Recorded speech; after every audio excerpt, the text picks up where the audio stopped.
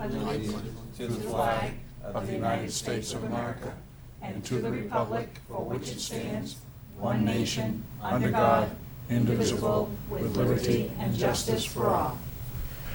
Thank you. Opening statement. Good evening and welcome. This meeting is being televised by the Chelmsford Telemedia. If there is anyone present who is recording or planning to record this meeting, please indicate at this time. Great. Next, I'd like to have an approval of the minutes of the regular school committee meeting of August 16, 2016. Do I have a motion? I have one correction, or modification, really. When we have a vote that's non-unanimous, as we did on the poll, can we just make it a practice to list List the people. I wasn't sure the how way the that should be votes went? done. Yeah. I mean, you know. we all remember it this week, but a You month know. from now. Yeah, and I can amend that, because I have that in my notes. Okay, yeah, I wasn't sure exactly the format for that one, so I will fix that. Thank you. Yeah, no problem. Thank you. Thank you, Michael. Do I have a motion?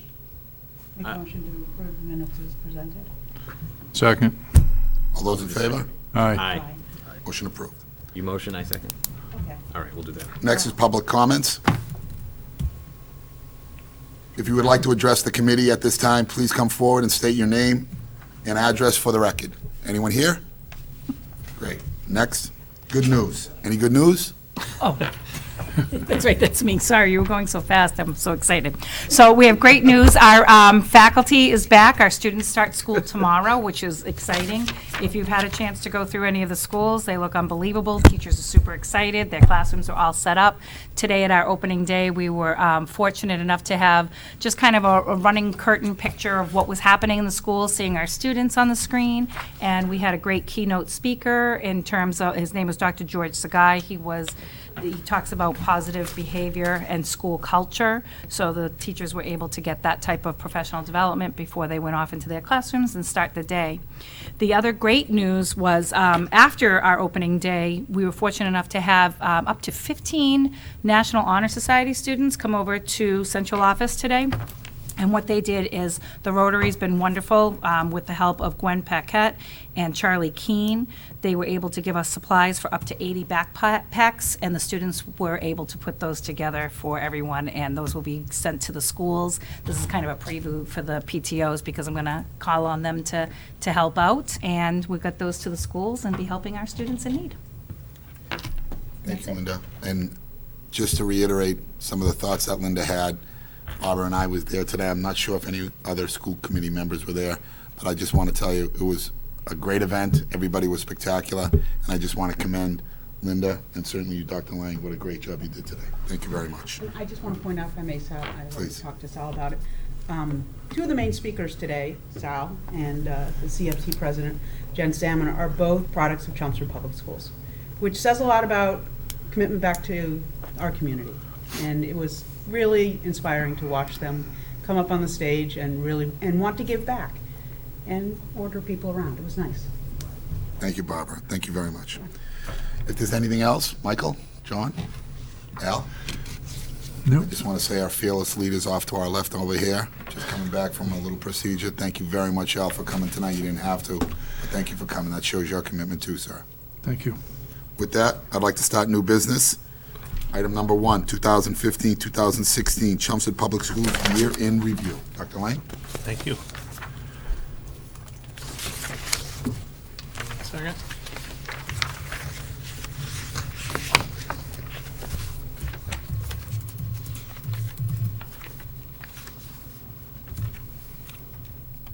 Computer's having a little stage fright, but it will be going in a second here. Okay. One of the things, as you recall, at the last school committee meeting we chatted about, is I'd put together a kind of a look back for 2015, 2016 to document some of our accomplishments over this past year. As you recall, just finishing up at that time, my first year in the district, I've had a great year. I very much enjoy working with the Chelmsford school community. The school committee has been really welcoming, and I really do enjoy every day here. But I wanted to take some time as I reflected on that past year, as we started to make a shift towards 2016-17, and just make sure that we actually did document some of our accomplishments. So I'd like to just walk you through those for a few minutes, if you don't mind. And for the viewing audience at home, I just did some little kind of headliners of the different things we'll chat about. But one of the first things that struck me when I came to Chelmsford last summer, right at the end of June, we had an announcement that Chris Raymond was going to resign from the principal's position at Center School to accept a job in another district. And we had to go through the process of trying to find a replacement, which can oftentimes be very difficult during the summer months. One of my first emails I sent out was to the teaching staff of the Center School and also the PTO at Center School to try to get some interested individuals who could help me with the screening and vetting of candidates. And I sent the email one night before I went to bed, woke up the next day, and I had at least 20 people that were willing to help out. So that just immediately sent the right message to me that people really wanted to work with both the school administration, myself, and really staff and parents at the school to make some key choices. And we did go through a long process. We ended up selecting Kelly Rogers to lead the Center School, and Kelly just completed her first year with me, and we've had great feedback from Kelly and the staff at the school. So that has really gone well. But I think what really kind of hit me right out of the gates was just the whole process. We tried to kind of have that process be consistent for other hirings we had later in the year that we'll elaborate on, to really be inclusive, to be as transparent as we can in the whole hiring and interview process, and that really worked well. I think another key point for the school committee that really wouldn't have happened without your support and commitment was launching the comprehensive facility assessment, which is going to lay the groundwork for all of our work over the next 5 to 10 years as it comes. That was a key step. That was the first time I ended up going to a town meeting last fall. We had a couple of different articles that went forward.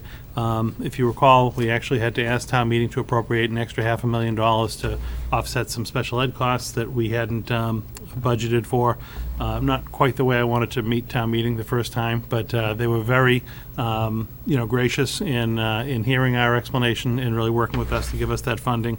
And then as a separate article, we actually had an extra $200,000 that we were asking town meeting to appropriate to fund this facility assessment. About $193,000 went to Doran Whittier, $6,000 went to NESDEC for that long-range student enrollment projection. Those two contracts, I think, really are significant in that they are going to help us shape the future for the district, and both almost unanimously passed town meeting with support. So that was really a significant step, I think, for all of us in the fall, and it led to the creation of some goodwill going forward. Prior to my arrival, the district had made the decision to bring the day-to-day substitutes back in-house. We had contracted with Kelly Services for about 5 years, and the decision was made to actually reinstate a substitute teacher coordinator position, to actually purchase ASOP, the software that does the scheduling, and really to the school committee's credit, after the first year of bringing it back in-house, even with the added costs of bringing the individual on to help manage the system, the net savings was still over $100,000 to the school committee. So I think that was a significant step. We also, from a operational standpoint, have much better control over the substitutes, the scheduling. I think the screening process and the interview and vetting process is a little bit closer to us because we're actually employing the subs, and that has really been very well received at the school. So I think the kudos to the school committee for supporting that initiative before I even came on board. I was lucky enough to see some of the fruits kind of bear out over the course of the year. And this is timely. Last year, but then also this year, one of the things we were receiving was we were just inundated with phone calls and emails about transportation concerns at the beginning part of the school year. And we wanted to try to find a way to streamline communication with the public and with parents so that they could share their concerns with us. And then also, because we have a few individuals in the office, we're down to one now that actually help kind of triage and coordinate some of the transportation concerns. We wanted to be able to get the information to the vendor as quickly as possible. That has actually, last year, I think, worked very well. And from us, from a contract administration standpoint, it helps with the documentation of questions and concerns that can go right to the vendor, comes to us at the same time. Obviously, over the last week, we've seen an incredible uptick in the number of inquiries and questions The first 2 weeks of the school year, regardless of how well things are going, transportation is always an issue. That is something that, we will try to stay on top of. We will try to work with the transportation company. We are going to meet with them actually Friday to try to reconcile some of the outstanding issues. One of the concerns that comes up quite often, and again, it's here this year, as kids move through the school system, they progress from, one school to another based on a grade change. Oftentimes, the bus stop that they might be used to at the elementary level is a little different at the middle school level. Typically, kids in middle school are allowed to walk a little bit further to get to a bus stop than they are in elementary school. This is a kind of a cultural change for families, and then it can even be a little bit longer at the high school. So it certainly takes some time to kind of work through the kinks. But Debbie in my office does a great job of trying to root through some of the calls and triage some of the different concerns that are out there. We do know that there's going to be concerns, but I do think having this online system as a tracking mechanism is really, again, it was timely last year, and it's going to help us this year as well. Want comments now or do you want to- Yeah, you will, if you want to just comment as you go, just so that they're fresh. Well, because, I live and breathe this stuff. There are, I guess the major concern that parents seem to have is not necessarily Debbie's response to parents, but NRT's response. So they've set up this system, which is all fine if they respond, but they don't. So they were responding last night or today. Parents want to know this information 2 weeks ago. A lot of them are new to the system. Another issue are these double lines that kids have to cross to get to their bus stop, street lines. NRT should know this information. This is not their first ride. And a lot of parents are still concerned. It was on fire today, and I feel bad for these people. I don't know what this meeting is on Friday, but I'd love to be part of it. I just feel like they're not responsive. It's nice to have a little collection of information, but if you're not going to do anything with it, don't have it. Well, the information is actually in the online system. It's our system. It was a way that we put something in place because what had happened even prior to last year is a family might just email randomly the transportation company, or they might call the transportation company, but we might not be in the loop on it. So we wouldn't even know how to follow up or have any documentation about frequency of calls and concerns and things along those lines. So we actually implemented the system so that we could have some tracking of the system. And I'm not making any excuses for them, I think everyone would like an instant feedback. I have heard, and I've talked to a few people today, that it is sometimes taking 2-3 days to get a response for certain situations. Some people also just aren't getting the answers that they want. Okay. And that is a concern because the transportation company can't just create a bus stop on everyone's driveway, Right. Which, sometimes is what some families would like. And you end up, for all practical purposes too, the longer your bus routes end up running you just lose efficiencies. I've been behind a bus that has stopped, 10 times going down the same street, and it does get a little bit frustrating. There's that happy medium and happy balance you have to find. A lot of this happens on an annual basis, though, when, again, it is new to families, in particular, that are moving from elementary to middle school, or middle school to high school. It takes a little bit of time to kind of work through some of the kinks.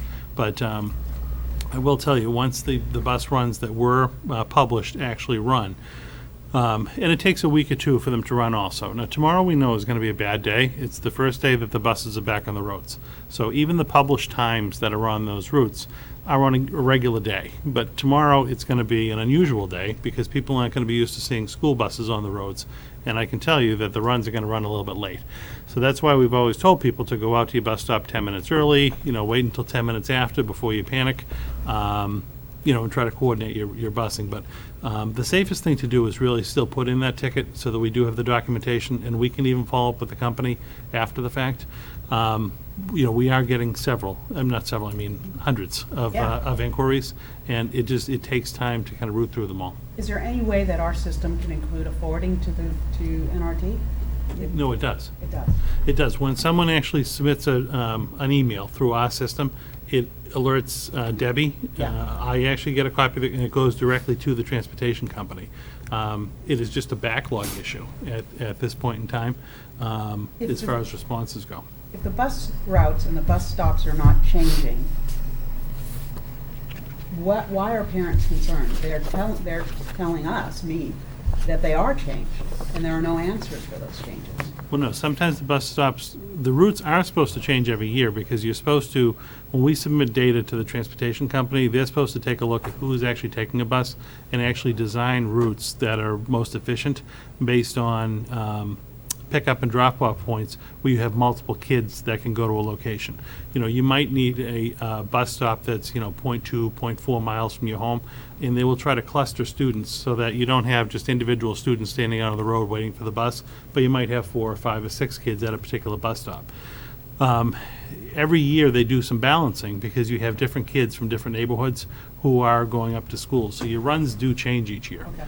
They sent us a copy of the bus runs. Debbie did post them online, not the bus runs, the locations, the pickup drop-offs. They are online, and parents will find that they do change a little bit from year to year. It will even take a week or two until we get into the school year, until they actually tweak and perfect things. If the bus routes are actually updated again, we'll refresh them to the website. So they'll go back up there with new times. I would say give it a week or two. Okay. People should definitely put in a ticket. I would not just, make a phone call to us or just the Okay. transportation company, because if we don't have documentation of that email, we can't respond. Yep. And we can't hold the company responsible for responding either if it's communication that's happening outside of our domain. Okay, if there can be a reminder to them that, double yellow lines are an issue. You mean the lines in the middle of the street? Yeah, they Yeah. can't, the kids can't walk across that, Right.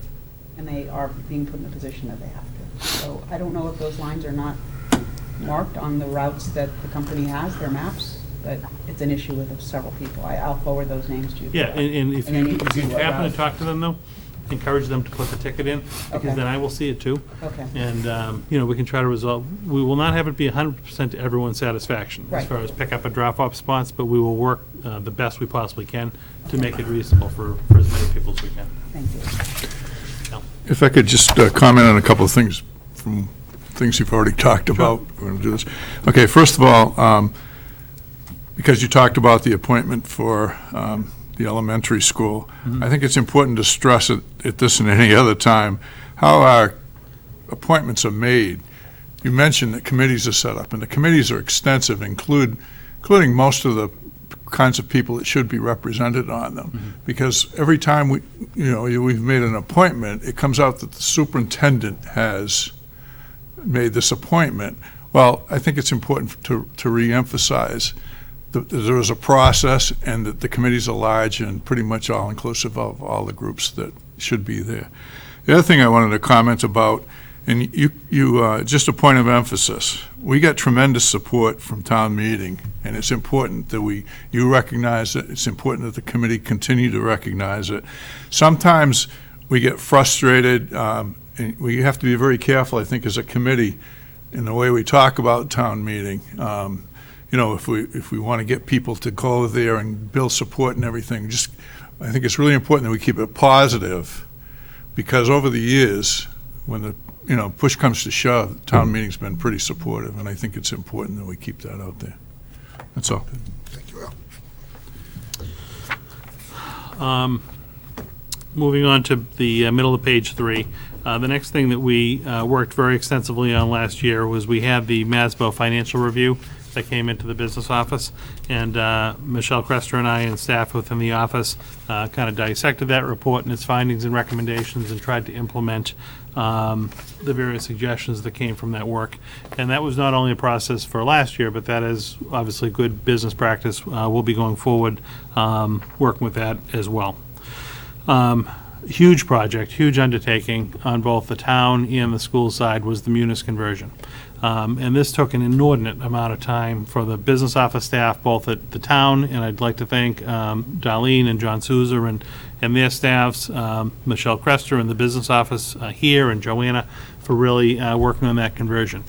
As of July 1, we're now actually on the same set of books as the town, so we're not running parallel systems anymore, which is already going to remove a lot of operational inefficiencies.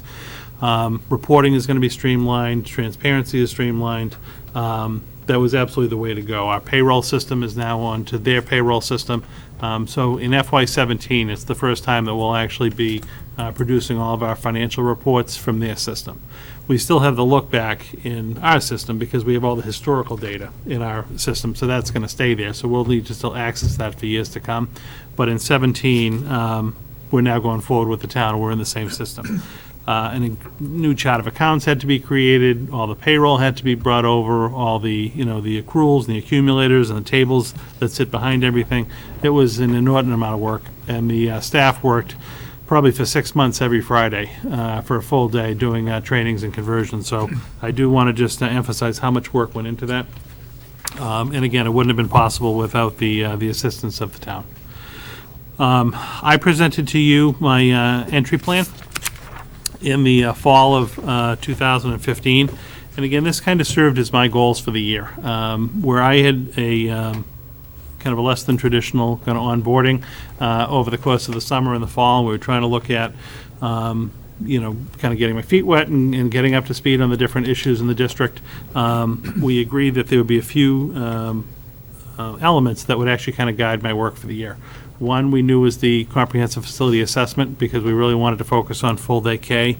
We wanted to take a look at all the various audits and reports that had come out around the business office and have that be a focus of our work. And that entry plan, again, helped kind of shape our work for this past year. Linda and her staff, a lot of the curriculum coordinators and the building administrators, worked on the rollout of the standards-based report cards that had been 2 or 3 years, maybe even 4 years in the coming. Again, significant amount of time, significant amount of PD that went into that. Very good responses from families, and that's obviously another initiative that's not just a one-shot deal. So that'll be talked about and continued this year. Further refine that practice. It's something that takes constant education with parents in the community to get them acclimated to that change, and there's a significant amount of work that has gone into that. I touched earlier on the approval of the town meeting article, so I won't get into that again. But again, I couldn't be more pleased that the town supported our need for the extra special education tuition funding. They asked really good questions. I thought we gave them very direct, clear responses. They seemed appreciative of that. And again, also funding that extra $200,000 for the facility assessment was significant, and that really is going to shape our future in the schools. The bottom of page 4, I very much liked, and I've gotten good feedback from schools, and the majority of the committee I've talked to around the presentation format for our school committee meetings. Having the schools come in the first meeting of the month, and then followed by the departments on the second meeting of the month, I think really lent towards good conversations at each of those meetings. We were able to get more in depth than just having, say, all 4 elementary schools up at one time, but we could really talk about some of the nuances of individual schools and programming, and again, that was very well received, and that's something I'd like to continue again beginning in October in this district. And we can talk a little bit about format of specific things we'd like to ask the schools and the departments to present on this year, having now gone through it once. But I very much liked that format. We quickly ratified an MOA for the Food Service Association. That was one of our contracts that was out of sync with everyone else. So I think in a matter of 2 meetings, we had very productive dialogue with the Food Service Association. We had them in. We did a 1-year bridge contract with them to get them in line with everyone else. Again, very well received, but I think a big step in just trying to get everything in line within the district. Again, I credit the school committee for working and reaching out to Dorothy Presser from the MASC. We held a couple of different working sessions with Dorothy last school year around general governance and goal setting. I have reached out to Dorothy to see if we could possibly get her back in soon. We're trying to coordinate what her schedule is for the fall to have a goal setting dialogue with her. But those sessions were very well received. And again, I think it was significant that we had those sessions in a public format, in a public forum where they were televised, and anyone could really watch our interactions. I received good feedback on that. The town appropriated $1.6 million towards capital expenditures within the schools. We included several building capital projects, including fire alarm upgrades at different schools, plumbing at the Byam schools being upgraded, new doors and hardware for South Row, asbestos removal of certain buildings, and then the rooftop HVAC units here at Central Office were included in that. We also received a significant amount of technology capital projects, continuing with our 21st century classrooms, We're going to be working on a replacement of some of the outdated PA systems in a few of the schools that aren't working. Added some keyless entry and security cameras. I think Bill will touch on that a little bit later on tonight when he talks technology. But that was a significant step for the school committee as well. Very bottom of page 5, we executed a new memorandum of understanding between the Chelmsford Public Schools, the Chelmsford Police Department, and the Middlesex DA's office.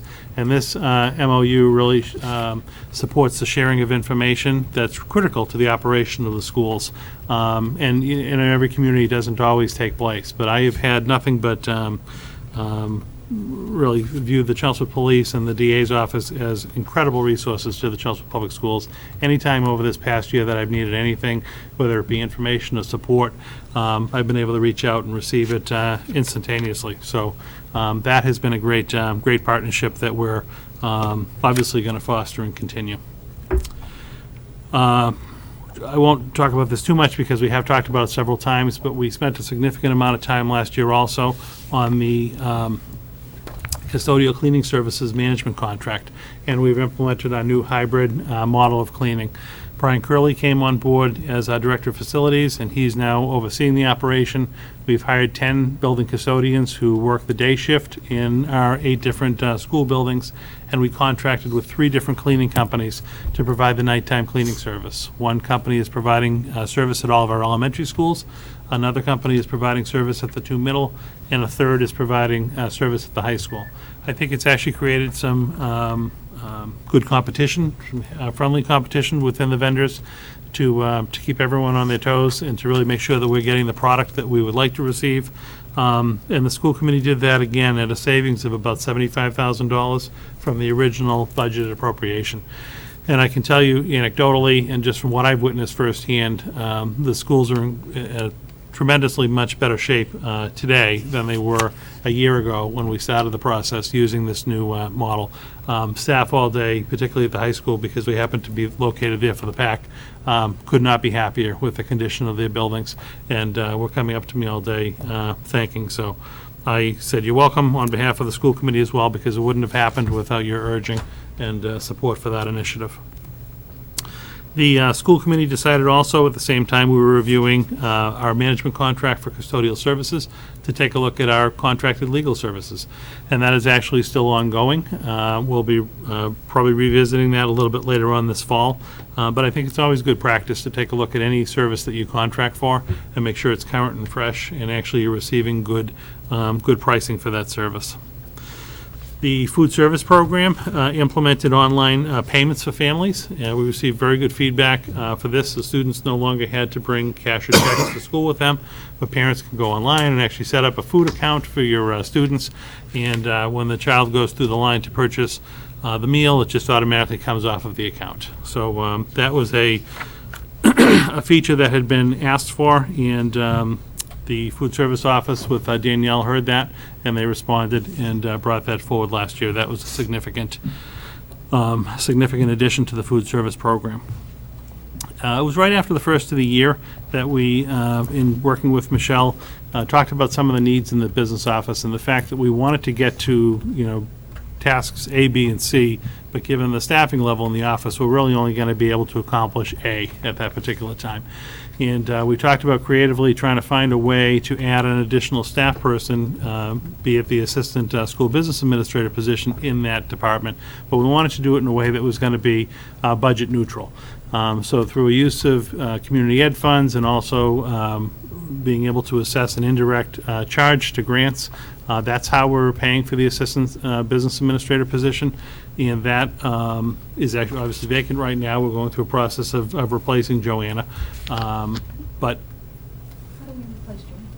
no, Joanna moved up. Well, we need to add another position in the office.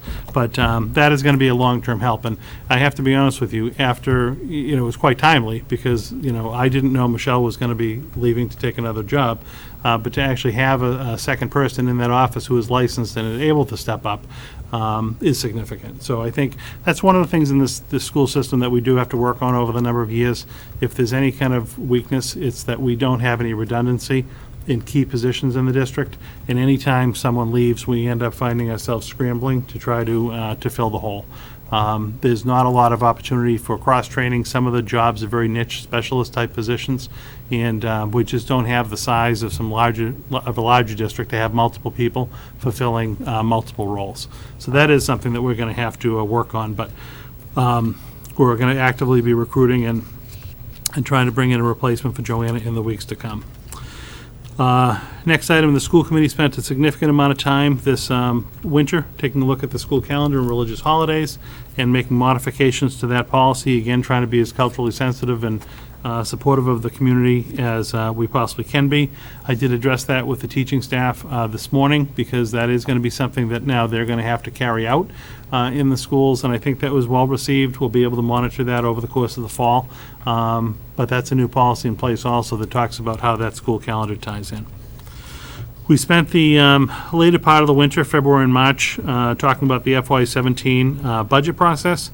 We did produce a line item budget in the end of February, March, that ultimately was discussed among the school committee and the administration, went forward to town meeting. The school committee adopted the town manager's recommended number, and I think town meeting also, given the vote, 137 to 2-1, was another significant step in kind of rebuilding some confidence and some faith in the school department with the town meeting. That went very well. We still will be within the month. Actually, that was our local operating budget. Joanna is working on tying out grants and revolving funds, so there will be a report coming at either the next or the immediately following meeting in October with those numbers. Then we get into some key hiring, and we were very fortunate to have Carol Fredette come back last year and help us out of a real jam in the special ed student support service area. Carol was excellent to work with, still comes in to assist us in the transition, and that's the luxury of Carol, being retired, having that time to be able to help us out. But Carol led the search for a permanent replacement, and it was in April that we were able to attract and to actually offer Amy Reese the position of Director of Student Support Services. Amy was able to get out of her contract in Andover and begin on July 1st. She's been able to transition quite a bit in some of the significant cases with Carol over the summer, and Amy has jumped right on board. Another Chelmsford graduate that came into that program. I think she's going to be fantastic for the district. She not only understands special education in district programming and some of the nuances with that, but also being the out-of-district coordinator in a few of the districts she's worked in previously. She just brings another level of review and experience that you don't often find in individuals in those jobs. I spoke earlier about Joanna joining us as the Director of Business and Finance after Michelle had left, and again, we're going to be backfilling Joanna's position as assistant, but it was again nice to have someone there kind of ready, licensed and able to move in and have a smooth transition of that office, which has gone through a lot of upheaval in the last couple of years. So we're very fortunate to have Joanna on board, and I'm thrilled to be working with her in that capacity. We revamped the Director of Human Resources position, as we've talked about earlier, and really had a different focus on that position. We've retermed it the Director of Personnel and Professional Learning. Cheryl Kirkpatrick has come on in that role and is going to be working very closely with Linda on teacher evaluation and mentoring and induction, and really making sure we're bringing in a top-notch staff, that we're supporting them, that they're staying in the district because they're invested and they like what we're doing here in Chelmsford. And Cheryl is also going to be fantastic to work with in her new role. Bill Silver, who's going to come up and talk a little bit later tonight about some of the technology initiatives in the district, joined us and took over as the Information Communication and Technology Services Director. Bill, I think you'll find, is a very hands-on guy. He's very visible in schools. He likes to get into classrooms and actually work with teachers and professionals to bring technology into their hands that are ultimately going to work and help students. And that is always behind his thinking. And then I just conclude on the last page. And again, thank very much the school committee for giving me the opportunity to lead the district as superintendent. It was a exciting year. It was a long year in really just kind of starting a lot of different projects and initiatives. I really have enjoyed each of them. I think we're on the verge of some big initiatives in the district with the facility assessment wrapping up, with the kindergarten implementation coming a year from now. I'm really excited about where this district has been, where it is now, and where it is going. So I very much appreciate your support. I could not ask for anything more, and I would be happy to answer any questions for you, and would just ask that you accept this as a report of progress to kind of tie up the 2015-16 school year. Any thoughts?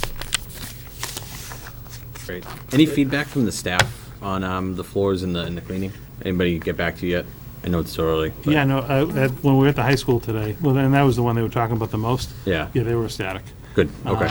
Yeah, nothing but positive comments. Awesome. At the high school. I'm really happy to hear that. They were really excited, and I showed you a few of the different pictures. Yeah. And at some point, when Brian comes and does a facility review for the year, we'll actually have some before and after shots to take a look at, but it's a marked improvement. Yeah. The level of cleanliness has, been raised exponentially. Hallways are just, shining. We're really in good shape to start the school year.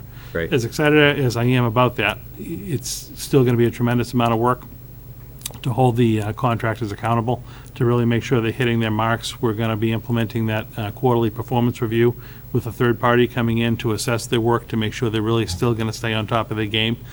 Because as good as they look now, I don't want to see them fall by September or by December or right after the holidays. So there's still a lot of work to be done, but I think we're in a great place to start the school year. It's always easier to keep it clean when you don't have the students walking around. It certainly is. But I think they'll be quite impressed as well. Yeah. Yeah, I think it's a good report. I think it's amazing how many things the district has taken on over this last year. And that's, being a former principal, that's the kind of report I turn in, and then on top of that is all the daily stuff. So when you figure all of this is on the table, and then the superintendent's dealing with all the daily issues for the whole district, it's pretty impressive. I'd just like to also commend not only this board, but the superintendent and the assistant superintendent, because there's a lot of heavy lifting over here, a lot of work, and it wasn't just done by yourself, Jay, and Linda. Your whole team behind you supported you, and I just want to commend you. It speaks volume about leadership. So great job. With that, if we can go to item number 2, 2015-2016 superintendent's evaluation process. Yes. I had sent an email to the committee maybe a week and a half or so ago. It's time to kind of formalize the evaluation process for me for last year, to then be able to kind of shift the focus towards 2016, 2017. So in that email, I had actually attached a kind of a rubric, a modified rubric from the DOE that assesses superintendents on all the different areas that need to be reported to the DOE. And I provided just a little memo with a little process that I would suggest you follow, and then we certainly can talk about it tonight and modify as needed. But I had indicated that I would supply that year-end report, which I just reviewed with you, to give you some highlights and some documentation of the different work product that we produced last year.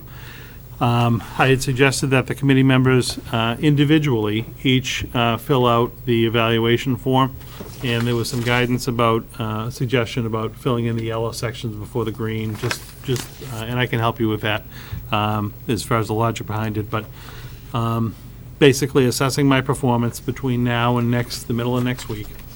At that point in time, sending a copy of your individual summary documents to Al as the chair and myself for kind of compilation.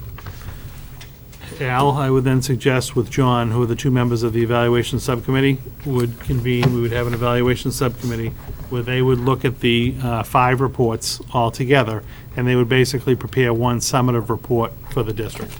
So your 5 individual reports would be confidential. But the one report that actually kind of tallies all of your findings and comments that John and Al would put together would be presented in public at the following meeting on the 20th, and ultimately voted and accepted as my evaluation for the last year. So that was the recommendation I had given that falls in line pretty much with the way other school committees evaluate superintendents. And again, I just modified the rubric that the DOE used and put in Excel just to make it a little bit easier for you when you're maneuvering it. But that's what I would suggest. I'm open for obviously any questions, any clarification. If there's additional information that you would like to assist you in any of your review, I'm happy to supply that.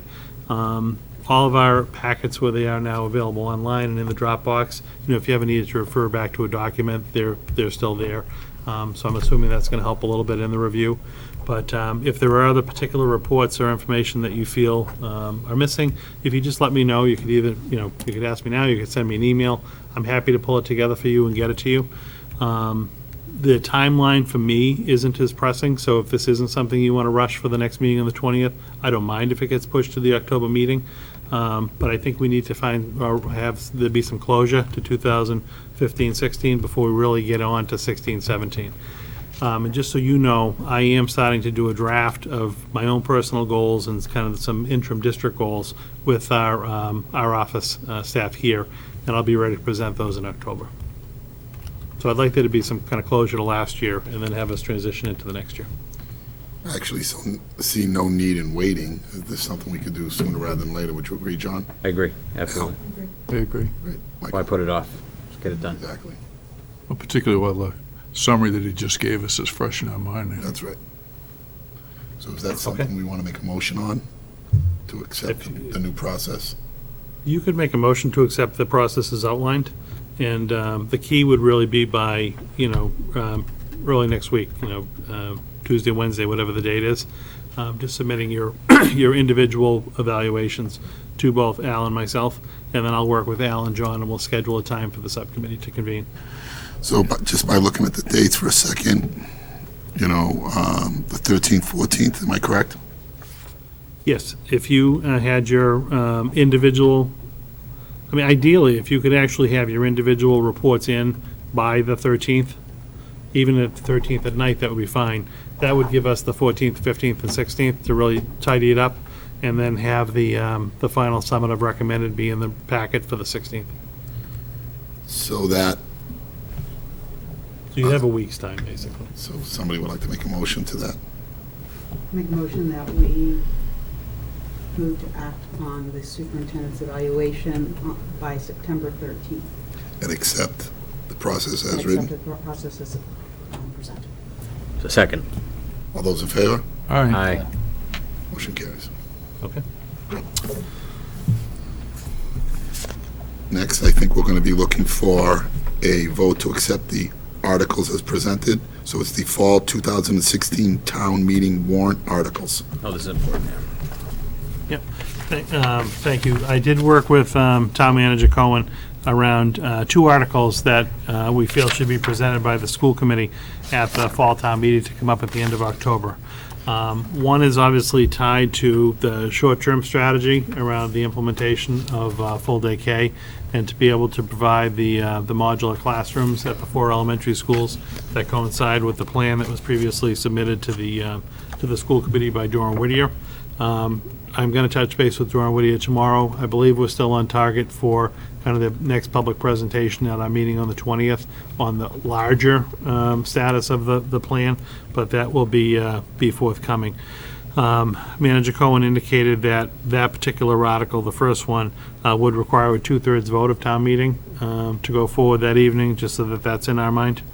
And then the second one, I'm working with Doran Whittier also to just try to quantify exactly what will be involved with the MSBA submission of a statement of interest to at least get us in the pipeline for a future project. Now, that future project will be years down the line, but if we don't at least submit an application to the SBA to indicate that we're interested in working with them on a building project in the future, we're just going to be that much further behind every other community trying to put in. Off the top of my head, I think that number is going to be somewhere around $40,000 or $50,000. It's not going to be hundreds of thousands of dollars. on the, really the preparation of the plan and whatnot.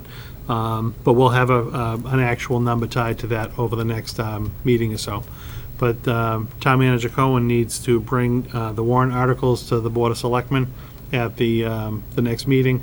And then there's going to be a tri-board meeting on the 19th when he would review all the town meeting articles. So we are suggesting that these two be moved forward by the school committee for consideration this fall. I'm happy to answer any questions. Jay, maybe you could just add a little detail in terms of how long it takes with the state, because I think people are going to be concerned about that. On the second one? No, on the first one. Well, yeah, I'm sorry, on the second one, Okay, yeah. the second one, so this is more towards the long-term Right. strategy. So Yeah. whatever ultimately comes out of the Doran Whittier study for the long-term, the 10, the 20-year plan for the district. If the statement of interest will be due sometime in March or April. So it's a significant process to pull together. So we would have to pull an application and all the supporting documentation together for that submission in March.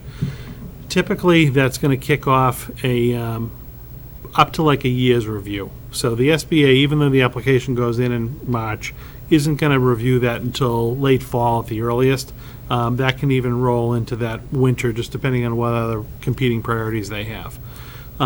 If you're actually then kind of screened in, you get invited into all these different phases of work that literally can take, from our application in March of 17, anywhere from really 3 to 4 years to get into feasibility and planning and the schematic phase, and even being ready to come back to the town and ask for money or identify a particular project.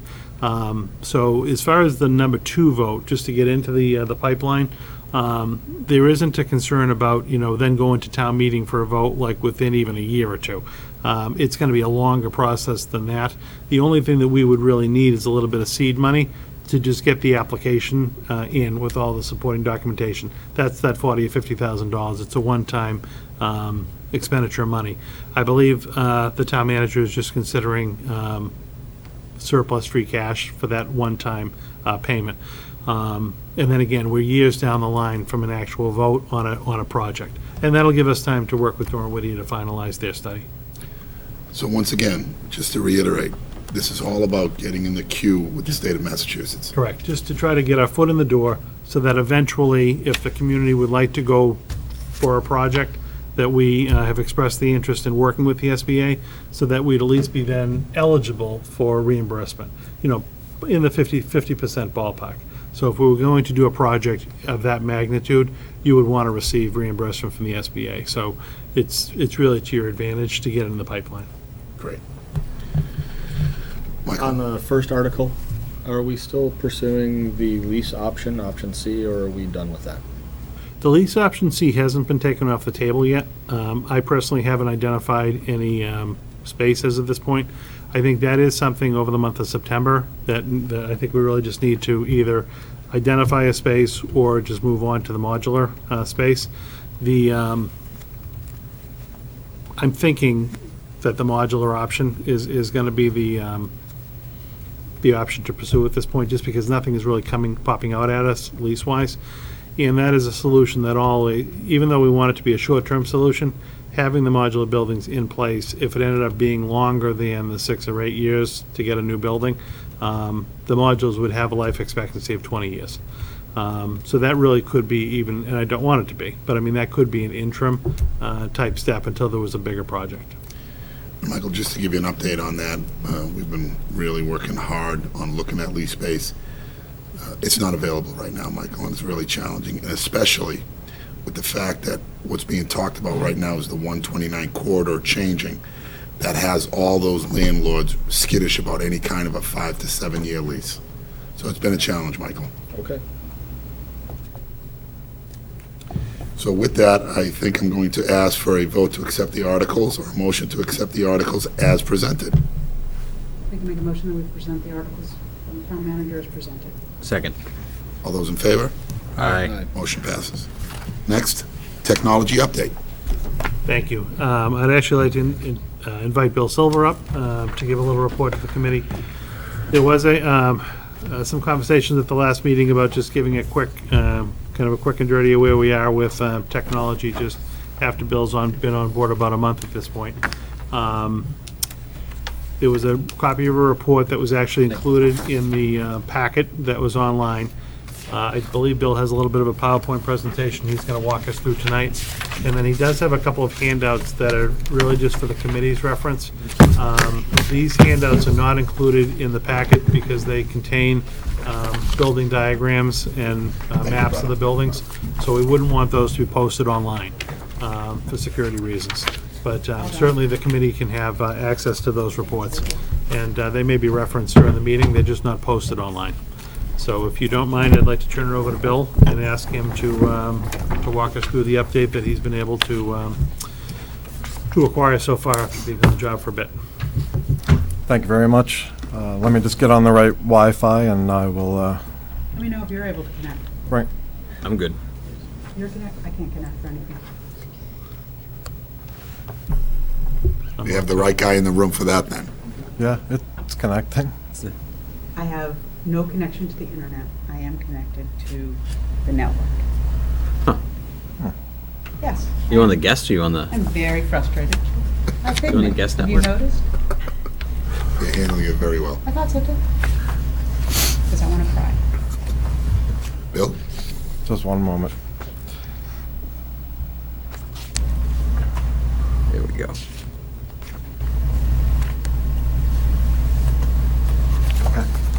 All right, thank you very much. Thank you, Dr. Lang. You do have a full narrative in your regular packet, and then the addendum, which is just some of the inventory items that were requested by the school committee. I apologize, they're not beautiful, but we pulled them together pretty quickly, and I'll take you through pretty much everything that's in the report and everything that's in these inventory handouts. And if you have questions, please feel free to interrupt along the way. So essentially, we had a list of items that came in. A lot of it revolved around an inventory, kind of age of some of the equipment, end of life, et cetera, and that's what we tried to pull together for you.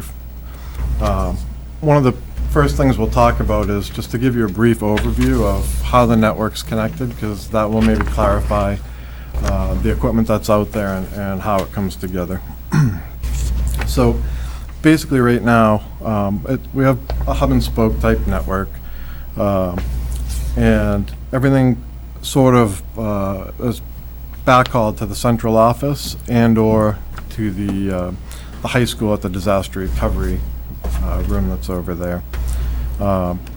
We have town-supplied fiber in between every municipal building, which is fantastic. A lot of towns have to pay for that through some vendor, and you guys have it here, which is pretty fantastic. So it gives us a lot of flexibility in the future as we upgrade equipment to really leverage that fiber and be able to transfer data very quickly. We have 2 internet pipes that come into the district. One comes here to the central office, and it's a 500 meg connection, and one goes into the high school. And so that's why you see the high school is sort of cordoned off from the rest of the schools on that first diagram. That'll take us into the area of the switches and controllers that sort of run the network. So the district itself has about 70 extreme, formerly Enterasys switches and wireless controllers throughout the district. There are probably about 14 to 16 of them that are end of sale. Some are rapidly approaching end of sale. And typically the vendor will support these for up to 5 years after the unit is no longer sold. You do have a handout in your packet that will give you a listing of where every single switch is, how it's named, what we believe to be the memory that's inside of it, and some of the other supporting details. And that should probably be on page 2 and 3 of the first the handout that I just gave. The majority of the items that are end of sale are that first 14 or so on the first page. Those are ones that we're going to need to take a look at pretty quickly. to bring up the snuff. As far as wireless goes in the building, we have about 230 wireless access points.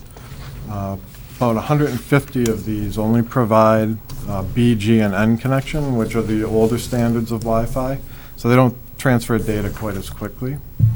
The high school has the new revision of wireless transfer, which is AC, it's known as AC.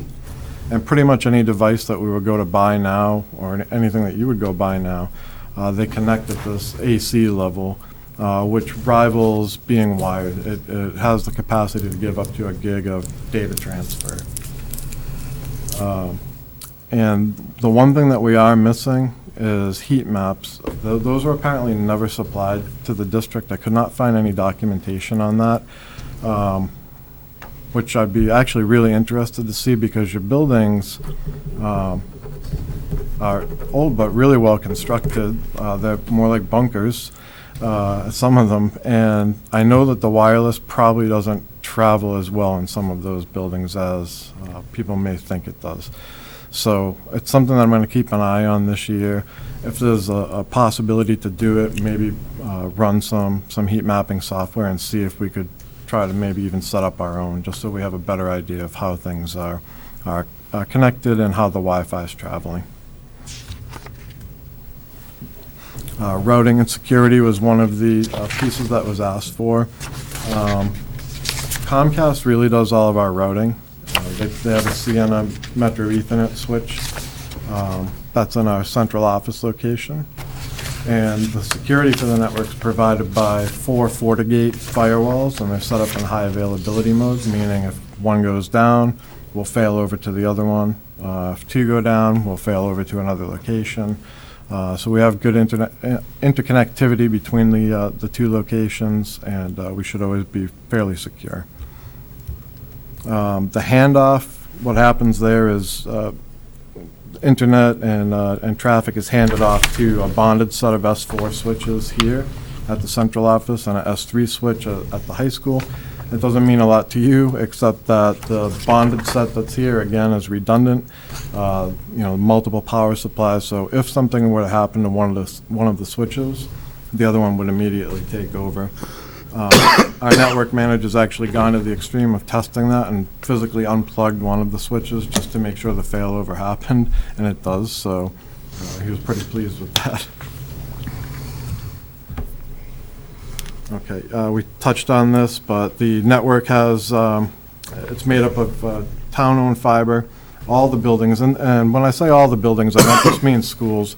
All your municipal buildings are connected with this fiber, which is fantastic. So again, it allows for virtually unlimited data transfer. It just, our equipment on our end is the only limitation to what we can do. The elementary schools right now have a connectivity of 2 gigs, and that's set up as a lag.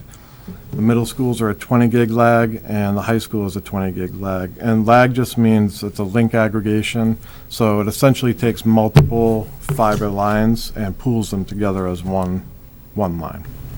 The internet, we have 2 500 meg lines that come into the district. One's at the high school, and one covers the rest of the town. And that's important to note. So the high school has its own, and then one is for the rest of our schools and every municipal building. And then there's a 10 meg line at the central office that just does the voice over IP. Probably cannot see this. I can barely see it, and I'm sitting right here. This is, you have it in your packet, but essentially what it does is just shows you the breakout of who's on what line, and then the type of usage that we had from, it looks like last March through August. And we're not presently utilizing every bit of bandwidth. That being said, we do some throttling on some of our networks, our guest network and things like that. So it might be time for us to maybe reassess how we're shaping some of that traffic and maybe open things up more, because we seem to have enough bandwidth. Servers, storage, and backup were another component that you guys were looking for. The majority of the servers in the district are virtual. There's really only 3 physical servers here.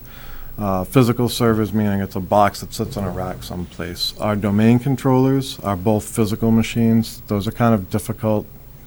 It's not recommended that you have too many virtual domain controllers, so 2 of them are physical.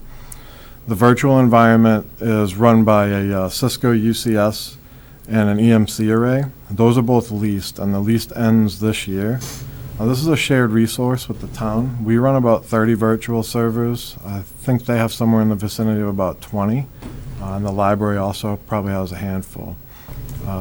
So that's going to be a project that comes up this year we have to look closely at and determine how we want to move off of that lease. What I've seen is one of the leases for certain is a fair market value lease. I was kind of hoping it was a dollar buyout because the pricing that I saw indicated that maybe we had paid enough for it to be a dollar buyout, but it's actually a fair market value lease. So I'm assuming both are. And I've requested a copy of the lease for the one that I'm unsure about, and hopefully I'll have that this week. But it looks like we will need to move to replace both of those items. Backups right now, again, credit to the network manager, to the director for the town. They went ahead and looked at new devices, this hyper-converged solution. Ours is by SimpliVity. There are multiple vendors, but these machines are just awesome new technology. It does what the Cisco UCS did, but magnifies it. I'm sorry, I'm probably talking more for John, but and if you have a question on it, let me know. Translate later, please. But it really just does a nice job of putting all of the computing power and the storage together in one comprehensive package, and they're fantastic. So we have that in the in our DR site over at the high school, and it might be something that we should probably consider for when we replace these other 2 devices, potentially looking at a set of those so that they can talk to each other. Renewal software and service. This was one of the requests as well. We have a ton of renewals, and software and technology are kind of infamous. This is how they sell this stuff to you, and they want you to buy into this renewal process every year, and you almost don't have a choice if you want to keep your licensing up to date. You want to have support and service on the items that you buy. You're kind of forced into it. As I look over the list, and I provided that for you as well, there are some things I think we might be able to consolidate. I'm going to work closely with curriculum this year and see if some of the curriculum and educational titles that we're buying might be able to be consolidated and save us some money that way. And I'm also taking a look at some of the service contracts that we have out there. One in particular, it's essentially a network management type of contract that has some on-call service with it. And I'm just awaiting a report of specifically what they've done for us over the last couple of years, how many tickets we've opened, so I can kind of gauge if that dollar amount is, really a worthwhile expenditure. And we'll see when they get back to us. So you have that listing. You can see that kind of when you compile all those numbers, it really takes a big chunk out of your local operating budget, and really that is the budget, right? It's all these service renewals. So we have to find a way to consolidate some and see what we can do there. I have a question about switches. Sure. I drive old cars. As long as they're working, I don't buy new ones. Why are we even thinking about replacing switches that are still functioning? Yeah, there's a few reasons why you would. One, you can't update firmware any longer. If they're not producing that firmware, there will be no support. So if something happens to it and I don't have something on hand to replace it, I can't even get a part for it potentially, meaning that an entire wing, or worse, an entire building could be down for days, weeks. Let's say that happens tomorrow. Yeah. A wing goes down. What would you do? If something failed on us tomorrow, hopefully we would have support on it. Even the ones that are end of sale, we do have a support contract, and we could get a replacement for those. So we don't need to consider replacing anything until it's at the end of the support contract? Yes and no. If you want to be able to upgrade to quicker speeds, better connectivity within the building, have more availability for power over Ethernet, things like this. Some of our items are aged to the point where they're not providing us with some of those benefits. So you could leave it, and I drive an old car too, and I'm a fan of, not spending money if you don't have to. But we have something on the horizon which is going to be pretty big, which is online testing for our kids. We really need to begin to think about if our infrastructure can fully accommodate thousands of kids testing at one time. I know it's a huge challenge. I know that you have maybe done some piloting here of Park.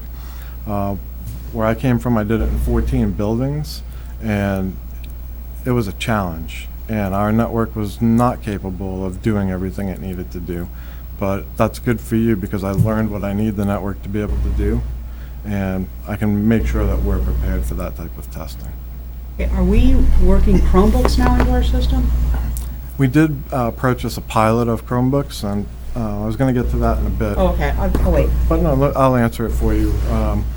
What we're seeing, obviously, is a crunch in space, and I think the Byam School this year had to reclaim a computer lab, and this is going to continue to happen, unfortunately.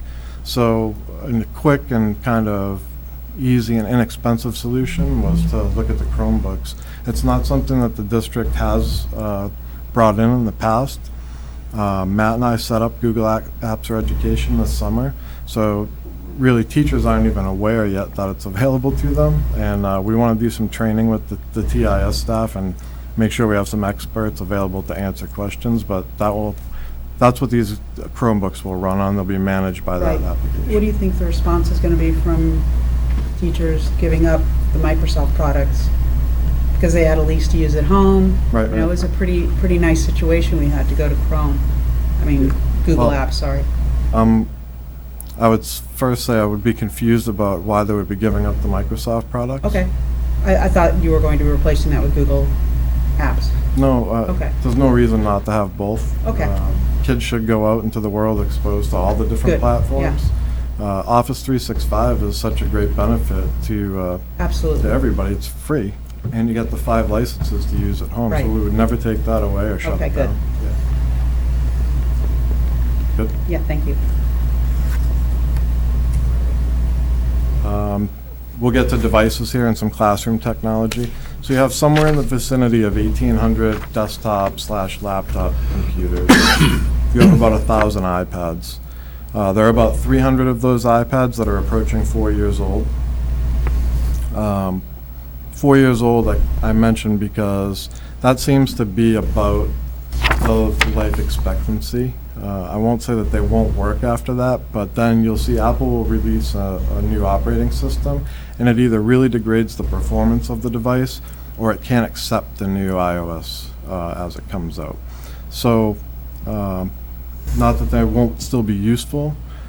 Again, if we start to look at things like testing, I don't know that a testing app will be written for an older iOS, so your best bet is to be able to maintain the current iOS that's available from Apple.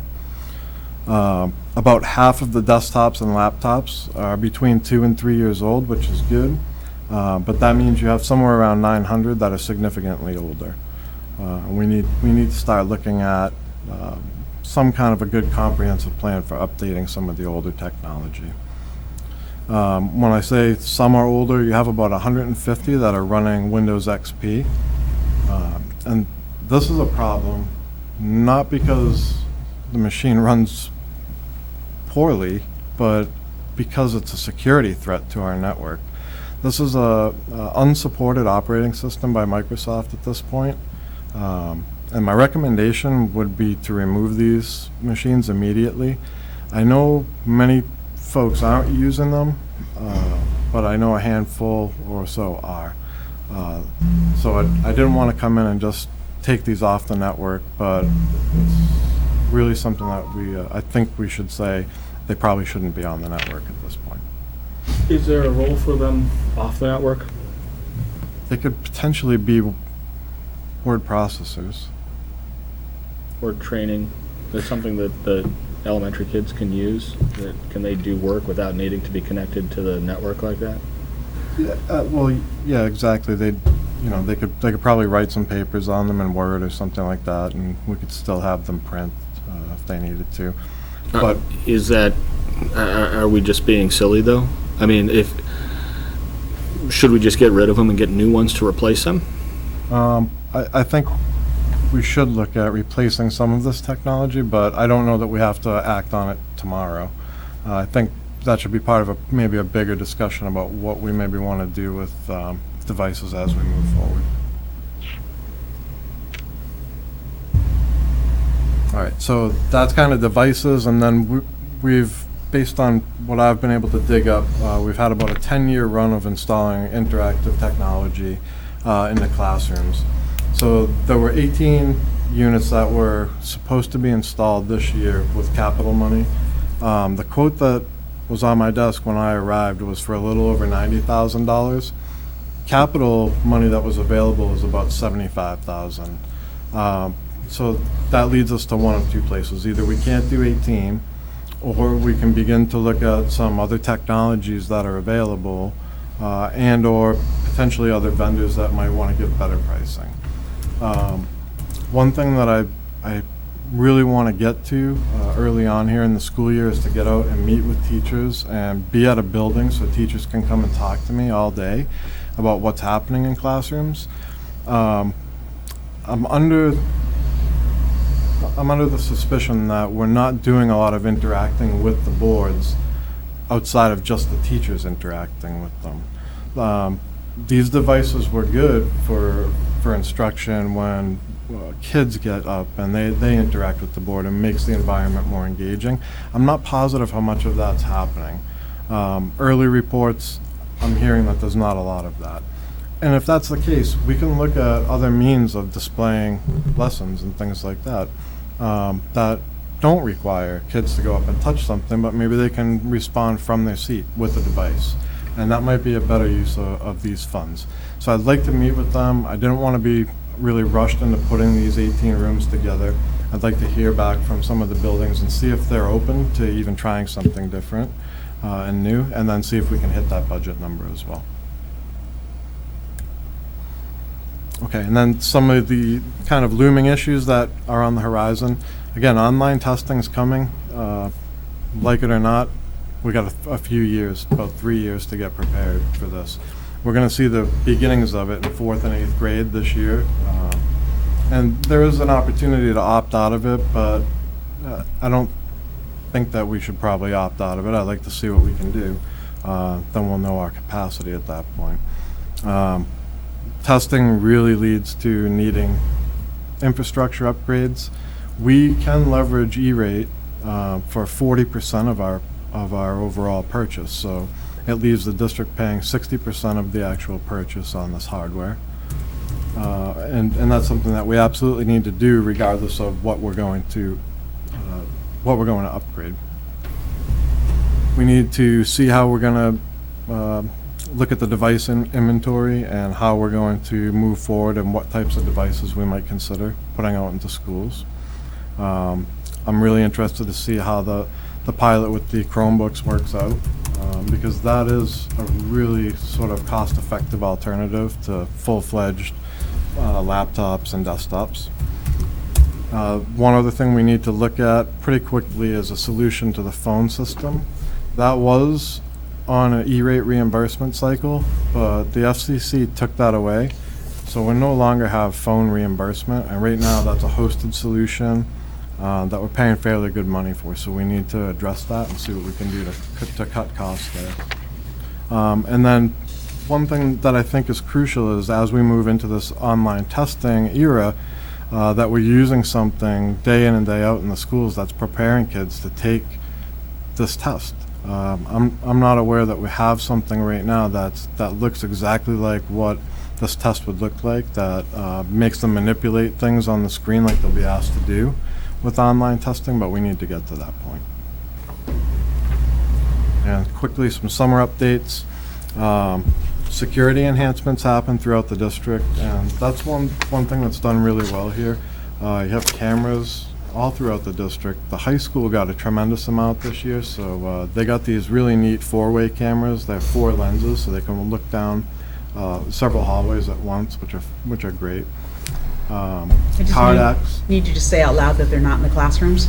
Yes, and they're not in the classrooms. Yeah, I mean, these are a safety mechanism, right? So we can see what's happening in the buildings, we can see what's happening in stairwells outside the buildings. It's important for our building leaders to have that capacity. It's important for our police and fire department to have that kind of capacity. And in 2016, sadly, we need it, you know, but it's good that we have it, and Chelmsford's done a really nice job with it. Card access has been added throughout the district, so at least, I think every school got at least one more new door with a swipe, which is good. That makes things so easy, especially when you're traveling. I'm not used to that. I used to carry a ring of keys that weighed about 8 pounds, and now I just have my badge. It's great. And then we had these A-phones put in for all the after-school programs. So now we're not going to be having doors propped open, things like that. People are going to buzz in, and whoever's running that program is going to see the person on the screen and then make the determination if they should come into the building or not. Again, Google Apps, excuse me, Google Apps for Education was set up. The Chromebook pilot machines were ordered. They actually just arrived. They're sitting down the hallway here, and we need to get those inventoried and set up. We did renegotiate with the web hosting company. So what's going to be exciting about that is that there's going to be an app available for the district, which will give parents and students information directly from the student information system and from the website itself. So that's going to be a really nice communication tool when that's all set up. And we also will have a new social media management tool, which will kind of allow us to see everything that's happening on social media in one snapshot, which should be helpful. Sorry, can you mean all of the district activity on social media? Yeah. Okay. Yeah. But you can see if someone's posting, you know, something at your school site. In a previous district, I did have an experience with that once we had something set up where someone had threatened the building, but we were emailed instantly that this was going on, and we could respond to it, so that'll be nice to have. Sorry for the drudgery and the boredom, but at least you stayed awake. Bill, that was a great presentation. Thank you very much Welcome. for reacting so quickly. We asked you to do a lot of work in a very short time, so thank you for the overview. And with that, if there's any questions, Michael, do you have any more questions? I have some questions. The disaster recovery location at the high school. You mentioned in your write-up that you were thinking about, or that you were looking also at a cloud approach for that. Can you just kind of walk through the pros and cons of having like a physical backup versus a cloud backup, and what you're kind of thinking about it right now? Yeah, I mean, you always want to have some site that you can go to and turn on quickly. So the cloud backup that we would probably be discussing, it's called Amazon Glacier, and it's free. And you kind of put your data there, and you own it, but you don't pay anything unless you absolutely need it. So if something terrible happens, we lose both physical locations, and then I need to restore.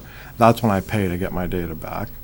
And a lot of companies use this sort of this tactic. So it's not costing you money to put things there constantly, but if you need it, you're protected. So when you think about what kind of disasters might occur, you could have water come through the roof and destroy machines. Right. Which, yeah, right? Sounds familiar. And in a case like that, having dual physical locations means you just switch over and you're ready to go, right? Right. You know, I suppose theoretically you could have a tornado come through and take out both sites. That seems fairly unlikely. But you might have a cold snap or some other kind of townwide power outage. Would that be considered kind of the sort of situation where you try to use a disaster recovery approach? I mean, would Amazon help at all? We had a situation a couple of years ago. It got very cold, and basically everything shut down. And so one of the challenges becomes, how do you communicate with the parents, with the students? Is that kind of what you're thinking about as well? Yeah, Or is it more physical damage? that's not really where Amazon would shine. Amazon would shine once you have a location to Yeah. restore. What you'd be talking about is actually running remote services from someplace else. And it's feasible and doable, but it's very, very expensive. Yeah, anything's possible with enough money. Okay, that might be something to look at as well, what would happen if we needed to put kind of a minimal site up? Yeah, it might be in our best interest to really look at what do our backup generators look like. So even if we needed to provide power just to get some of the core infrastructure back up, we might be able to do that. Yeah, and that might be an issue for the town as much as for the schools. Looking at some of these contracts, some of them a handful of them have doubled. And I just would like to kind of touch base on those. The E-rate consultant, it's not a big overall difference, but from 3,700 to 7,000. Are they getting a portion of what we get? Is that how their rate goes, or is it a flat fee? And if so, how come it went up so much? There's two reasons for it. One, the previous consultant we had was just one person that I think understood, maybe not to the extent that some of these larger companies do. And the larger companies, if someone has a question, they have someone else to go to, and to kind of help with your claim. They're not charging us based on what we asked for. This is their flat fee. We had the option to go the other way, but with what I believed we were going to be requesting over the next 4 or 5 years, it probably is in our it is in our best interest to go with the flat fee. So it's a little bit more expensive, but I believe the expertise that I'll get from it We'll get will more be than worth that the cost. out of it. Yes. Yeah. School dude looks like it went up as well. Yeah, actually, that one I meant to adjust for you. We actually pulled a couple of components out of that. So that's actually going to come down to actually below the 15-16 pricing at this point. Okay. Which is good. So they didn't need a couple of the components because they had used some other tools that we had available, so we stopped paying for those. Okay, and so that's kind of a piece-by-piece thing, and you're just controlling the cost by Using less pieces. using other things, yeah. And finally, Comcast went up a lot. What is that? That's the ISP? Yeah, that's the two 500 meg lines that we talked about. There was a new contract that was entered into last April, as far as I can tell. And that was their pricing model for the two 500 gig lines. Okay, do we have any realistic alternatives there, or are they pretty much the only game in town? No, there are plenty of places that sell, internet at this point. Well, with those kind of pipes, Yeah, even bigger. okay. Yeah, probably similar or less money than. Okay, so that's something to look at as we go forward. I kind of have a bunch of related questions referring to the online testing. You mentioned there was an opt-out possibility. So we can't opt out for 4th or 8th grade, right? That's mandatory online? No, not that I'm aware of. I believe that they're going to allow you to apply for an opt-out. Right now, there's a survey that needs to be completed before September 20th. Okay. It's like a technology review for the Department of Ed. And once that goes in, they'll see how many machines you have that are capable of doing X, Y, or Z, and then that would probably allow you to be able to request the opt-out of that. But again, Okay. when you don't take advantage of these systems when they're out in a pilot format like this, then you don't really know where you stand. Right. And when we talk about an opt-out, we're talking about going to paper and pencil, not taking the test at all. Yeah, I wish I had a perfect answer for you for that. I don't know the answer, but I'm sure more information is going to be coming from the Department of Ed. My guess is, no matter who takes it in 4th and 8th grade, there's going to have to be some kind of a contingency, which to me would be paper and pencil, if someone's network couldn't handle the online test. Right. So when we were part of the park field trial, and for that we were able to do the proctor caching. And would your expectation be that we'd be able to do the same thing for this MCAS 2.0? Yeah, I mean, I'd imagine, it seems to me, the only thing that's changed so far is where the questions are coming from as a different vendor. But the vendor who was running Park, the backbone to it is essentially the same. So I'm sure they're gonna have a caching model. I don't Right, know and if so they'll if call it we, the same so if we thing. can host that, as you were talking about earlier, the inter-district communication is excellent. So there's less likely to be a problem there, rather than having to send it outside Yeah. and get a real-time response. Right, well, what I said was that the inter-district pipes or Yeah. fiber have the potential to transfer unlimited amounts of data. Right now, they're not being used to their full potential, but that's predicated on the devices that we have switching and sending the data back and forth.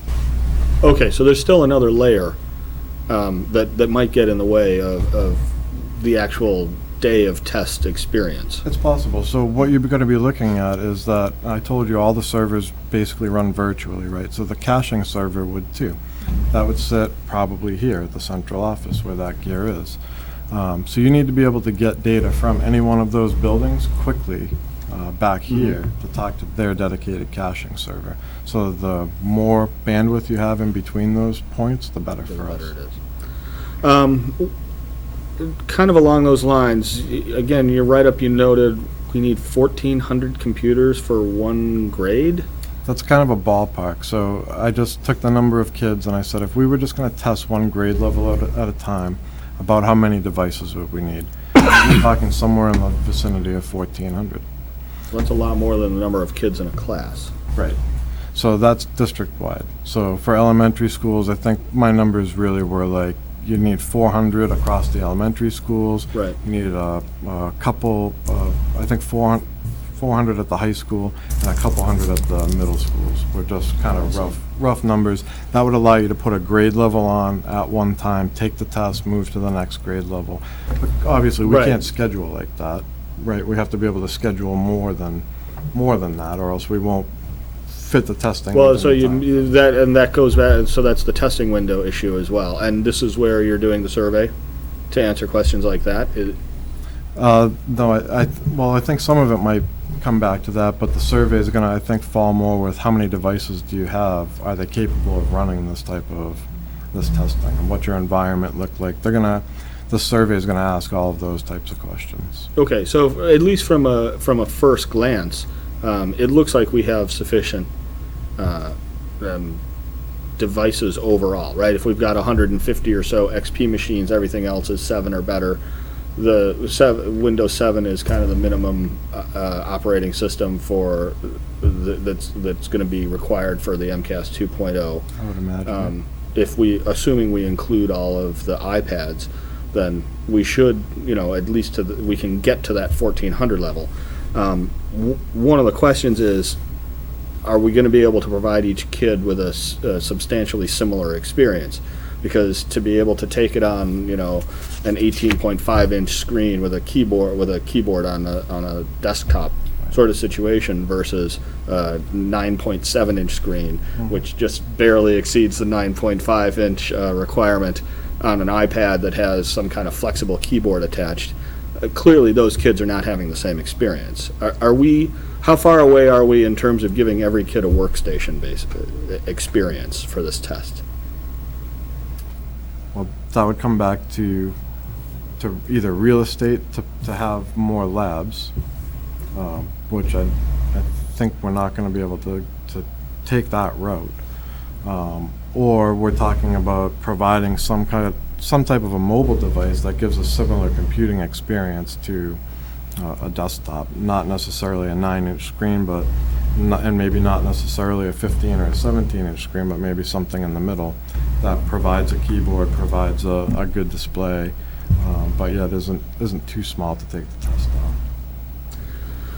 on. So when that may go to kind of your point about looking for some kind of software or giving these kids an experience during the year that prepares them for this kind of work. If you have to pull a ruler off of a task bar, again, doing that with a mouse on a big screen is a different experience than trying to do it with a touchpad on even a 12 or a 13-inch screen. You're right.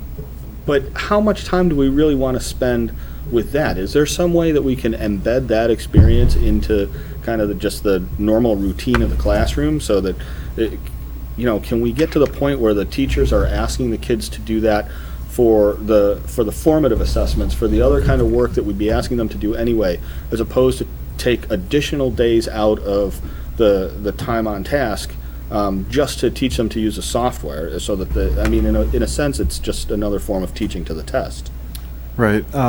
Maybe I wasn't clear the way I posed that. I'm not saying that we should train kids how to take the test. What I'm saying is that there are software tools out there that are readily available that enhance your Tier 1 instruction that's happening already.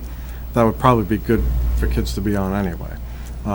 We have a couple of products that we try to use like that now, things like IXL and Study Island and such.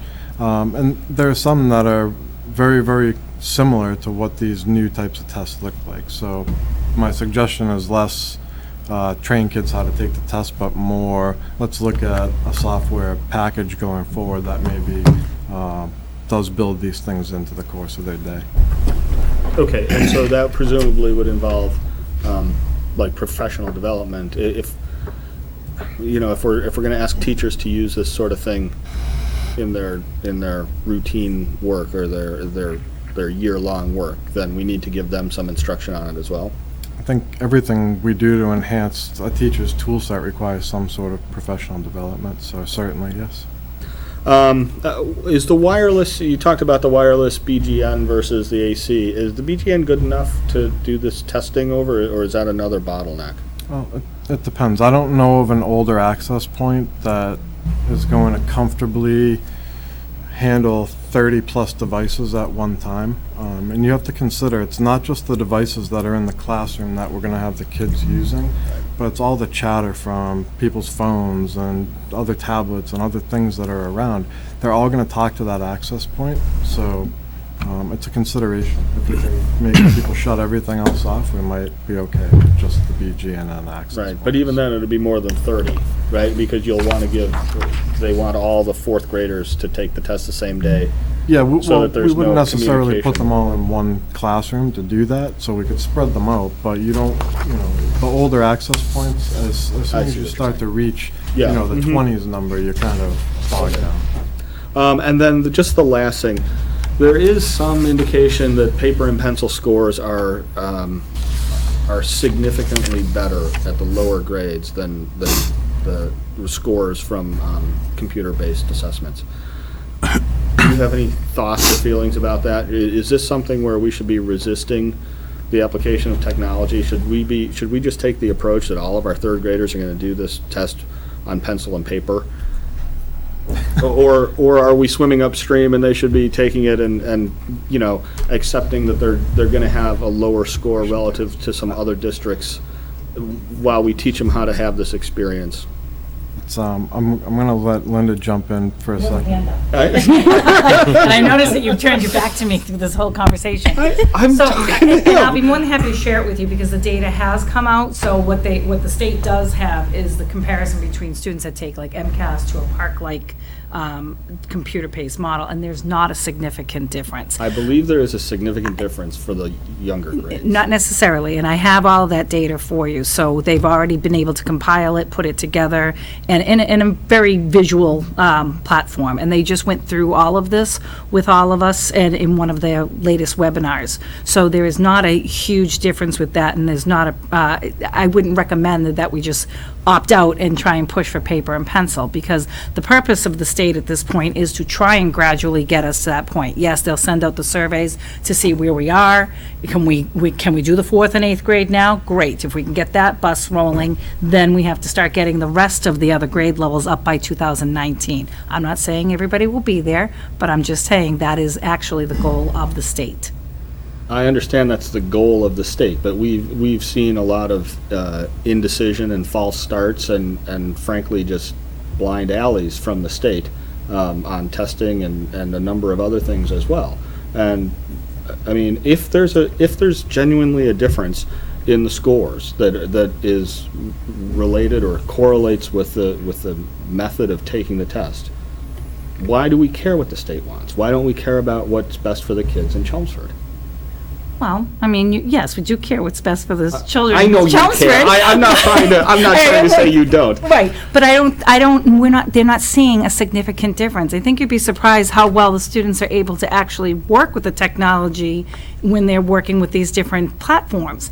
And we can certainly, I mean, you and I can debate all night long. Yeah. But we can certainly look, I would like to see what data you're looking at and what actually came from the state, because that's the only thing I can go by is what has Right. actually been sanctioned by the state. And I'm not saying that you're looking at something outside of that, but that is the, Probably a smaller piece of it. it could be a smaller piece of it. and I'm sure- Worcester was one of the places where they found a difference.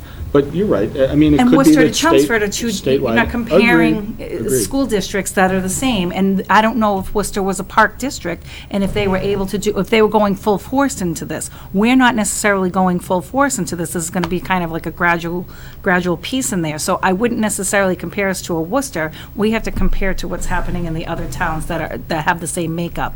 And again, I have to look at that data that's available to me from the state. So you and I can certainly have a separate meeting and maybe bring it back to the group to get a better common understanding of what's happening. In terms of the software that's available, yes, we do have IXL, we have our Study Island. These all have those same components, and it is embedded into the curriculum. We would never be proponents of, okay, let's take some time out just to work a system. And when it comes to the professional development, there's a difference between professional development and training. So this would fall under the training on how to use a new system. And that happens through the TISs, that happens, at department meetings. Anything new is usually being rolled out by a department. So that work is done, or we bring in the trainers that come along with, the different products that we're purchasing. I think what Mr. Silver is trying to say is that we just need to make sure we're consolidating what we currently have to make sure that it is meeting like a larger need. But we also have to have a few different platforms for students that we have to address, whether it's tier 2, tier 3, or we're trying to do some type of targeted intervention, like an Ames Web, which would benchmark our students. Okay. Thanks. You're welcome. Well, with that, is there any, Barbara? I have two questions. Is funding tied to administering this test online? No. Okay. Second question is, can you respond to the comments about interactive boards? Sure, what comment in particular? Just the importance, are they being used, yada, yada. Are we still on track to give them all, Yada. to finish our Are they still 21st century tied to classroom by UDL? 2027? And Or I are we can- going to move along? Right, I can speak directly to this for a couple of reasons. One, I had an interactive whiteboard. I taught in this district. I was trained for Universal Design for Learning. It is part of our 21st century classrooms. Typically what happens, and I would agree, at the beginning, when we first got the boards and we're all kind of, playing with them, you have to remember that some of the boards that we have, think of them more like a device, and you're running software through that board as a device, so you're accessing different software to be able to do what you're doing. So I can tell you, as a classroom teacher, I would originally use it for more of that whole class instruction, or if I was doing a mini lesson. But what you'll find that's happening with a lot of the technology, because there is so much that's out there, is that they almost turn into like a station rotation piece. So in other words, for students to actually get their hands on them, to be able to touch them, to be working with them, whether they're teaching a mini lesson or they're being taught a mini lesson, you're rotating them through so that they have that access, and then you bring that whole group back to use that device. So I do know that part of our coursework that we do has that component to it, so I can with confidence say that any of our teachers that have gone through the Universal Design for Learning course are using those devices. I will say that, wasn't last town meeting, but the town meeting before that, we actually had a classroom teacher get up and speak very clearly about the use of, Carol Kelly Selesky, sorry Carol, I'm calling you out on school committee, but to say that she is using the board and teachers are using that. My observation in the classrooms is that teachers are using those boards. Obviously, Mr. Silver and I haven't had a chance to really go through everything, and school is starting up, so we'll be able to find out if teachers are not using the boards, why are they not using it, Is it more training? Is it some type of professional development? Would they be a candidate for taking a course that we're offering through the district? So that's going to happen. We're going to have little pockets of things not being used. I mean, I can tell you for curriculum, I've gone into classrooms and sometimes see like one book that hasn't even been used yet that we've purchased. So books, technology, that's a matter of trying to figure out what we're doing and the needs. But they, in my observation, my personal use, and then knowing the training that's going out there, that we use the interactive whiteboards. But I think you make a good point that the technology has a lifetime. And sometimes it gets supplanted by something better. And so if you have like a touch resistive screen, and you can replace it with something that's less expensive, like the Microsoft thing with the Fourier pattern that can the feedback, they put it on their game system. Xbox? The Xbox, right? Xbox. That little bar. Talking about my the one that Xbox you- gamer score, Yeah. which is over 10,000, by the way. Well, then you're exactly the man I want to talk to about this. But I mean, I think there as are we other ways. evolve, Right, absolutely, you it's need to kind of start the same- replacing with what's out It's kind of there. the same purpose. You're still getting that interactivity, but maybe it's a different way of providing it. And so I think we want to, as you say, continue to check that we're putting the money in the right pot. But I want to clarify too, because what you just asked to Dr. Hirsch is, why are the boards not being used? Oh, I didn't ask that at all. I was just curious, how do you feel about the boards that are being used? Are they being used? We've always addressed this issue. I mean, It's kind of the same question, though, like, are they being used or are they not being used? So, yes, they are being used. right. Yeah, and I don't want you to think that that's what I said. That's not specifically what I was referring to. Yes, there's probably a tremendous use. Anytime a teacher can project their lesson someplace or show it someplace, they always take advantage of that, from my experience. The point that I was talking about is interactive boards originally came out so that kids would get up and interact with these things, and it would become more of an engaging, dynamic type of lesson. I don't care what district you look at, there's a very, very small percentage of kids that actually interact with these boards. So it makes you say, do I need to reassess what I'm putting out in the rooms? Can I still give them a good platform to display from, but do I really want to spend all the money on interactivity if that crucial child component's not being fully utilized? And they can get it from a clicker. Is there any more questions as we talk about the technology update? Sounds like we've spent a lot of time on it. Just thanks for doing that. I know it was a short notice, and it was a big list of things. I think transparency-wise, it makes us feel a lot better. We didn't have a lot of this information before. Wasn't readily accessible from other people. So it's good to see that you're willing to get out there and do the work. Yep, my pleasure. Bill, I got to thank you for reacting so quickly. This is a lot of information, and you are fully prepared to answer all the questions here today. So speaks volumes of you, and thank you very much. Great My job, pleasure. Bill. Thank you very much. With that, I'd like to talk about item number 5, which is going to be an update, the discrimination and harassment grievance procedures, which will require a motion to accept. Dr. Lang? Correct. One of the things the district is going through is I think it's every 5 years, the coordinated program review by the DOE. So we actually got notice last spring that they're going to be coming in sometime this fall and also next spring to do the actual coordinated program review. Carol Fredette started it, and we'll hand it off to Amy Reese because it's largely special education and ELL. But one of the things that Carol had noted and then followed up with the school special education council was that some of our policies only related to staff and not students, and they were required to be all-inclusive and actually cover staff and students.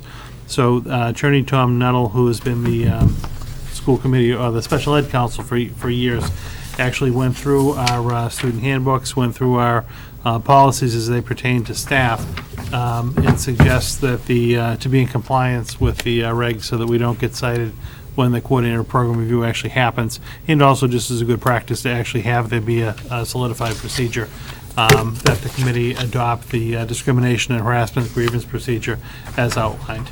It was prepared by by Attorney Tom Nuttall's group. It after I had actually read through it, procedurally and operationalizing it, will be fine. I think it'd be a good addition to our manual. So I'd recommend the committee vote to approve this. I'd like to make a motion that the committee approve the supply discrimination and harassment grievance procedures. Second. I have a question. Who is our civil rights coordinator? Civil rights coordinator would be, Is that HR? yeah, no, I have to think about this for a second. That's sexual harassment. Still civil. She's still civil. True, Cheryl? Okay, Linda is saying that it's Cheryl. Okay, that makes sense. I know that I'm sexual harassment and, Joanna is sexual harassment. So yes, Cheryl would be civil rights. Well, because all of this runs through the civil rights coordinator, right? Yes, so this would be in the HR office, the personnel office. Okay. And you're good with that? I mean, that's, Well, your thought is that she's the appropriate person to run it through? Yeah, if there was, yes, because right now it's staff-related. If it were ever student-related, she would probably interact with Amy Reese in Student Support Services to assist in the investigation. But what we're trying to do in most of our policies and procedures is not actually name the individuals, just because they do change from time to time, but just name more the title. So yes, I am comfortable with this being the civil rights. All right, then the only thing is that very last sentence is that the civil rights coordinator contact information is listed on page 77 of a manual, presumably not our manual. That's not our manual. That's the specific manual for the coordinated program review. We have to put together a manual for the DOE. So this is actually going to slide into that. And on page 77, because this is just going to the DOE, that actually will list the individual's name. Okay. That's I mean, not my a only manual. thought would be that we want to make sure that civil rights coordinator contact information is also easily available to somebody who's looking to file a complaint, right? So we need Yes. that to be that needs to be a website item, at least come up if you search for it, that sort of thing. Yes. So this is a complaint separate from what would just be an assault and battery complaint. This has to fall under these criteria of sexual, whatever, gender, racial, whatever. Correct. Okay. So having had a motion by Barbara and a second by John, could I call for a vote? All those in favor? Motion carries. Next, item number 6, which will also require a motion to accept 2016-17 CHS Student Handbook Update. Dr. Lang? Thank you. Yes, our last agenda item of the evening, I'll actually ask Principal Murray to come up. The Chelmsford High School staff over the summer has gone through their student handbook and has several updates to present to the committee. And then upon approval, it would be solidified and then distributed to staff and students. This is something that actually should occur on an annual basis, any updates to the procedural manual, so we'll get in the habit of doing this every summer. I just want to make a comment that Mr. Murray did not wear his New York Yankees lanyard at the meeting, which means he's probably going to get a positive vote for me. So, With that, Principal Murray? Well, thank you. Thank you Welcome very back, much. everyone. Another school year, this is exciting.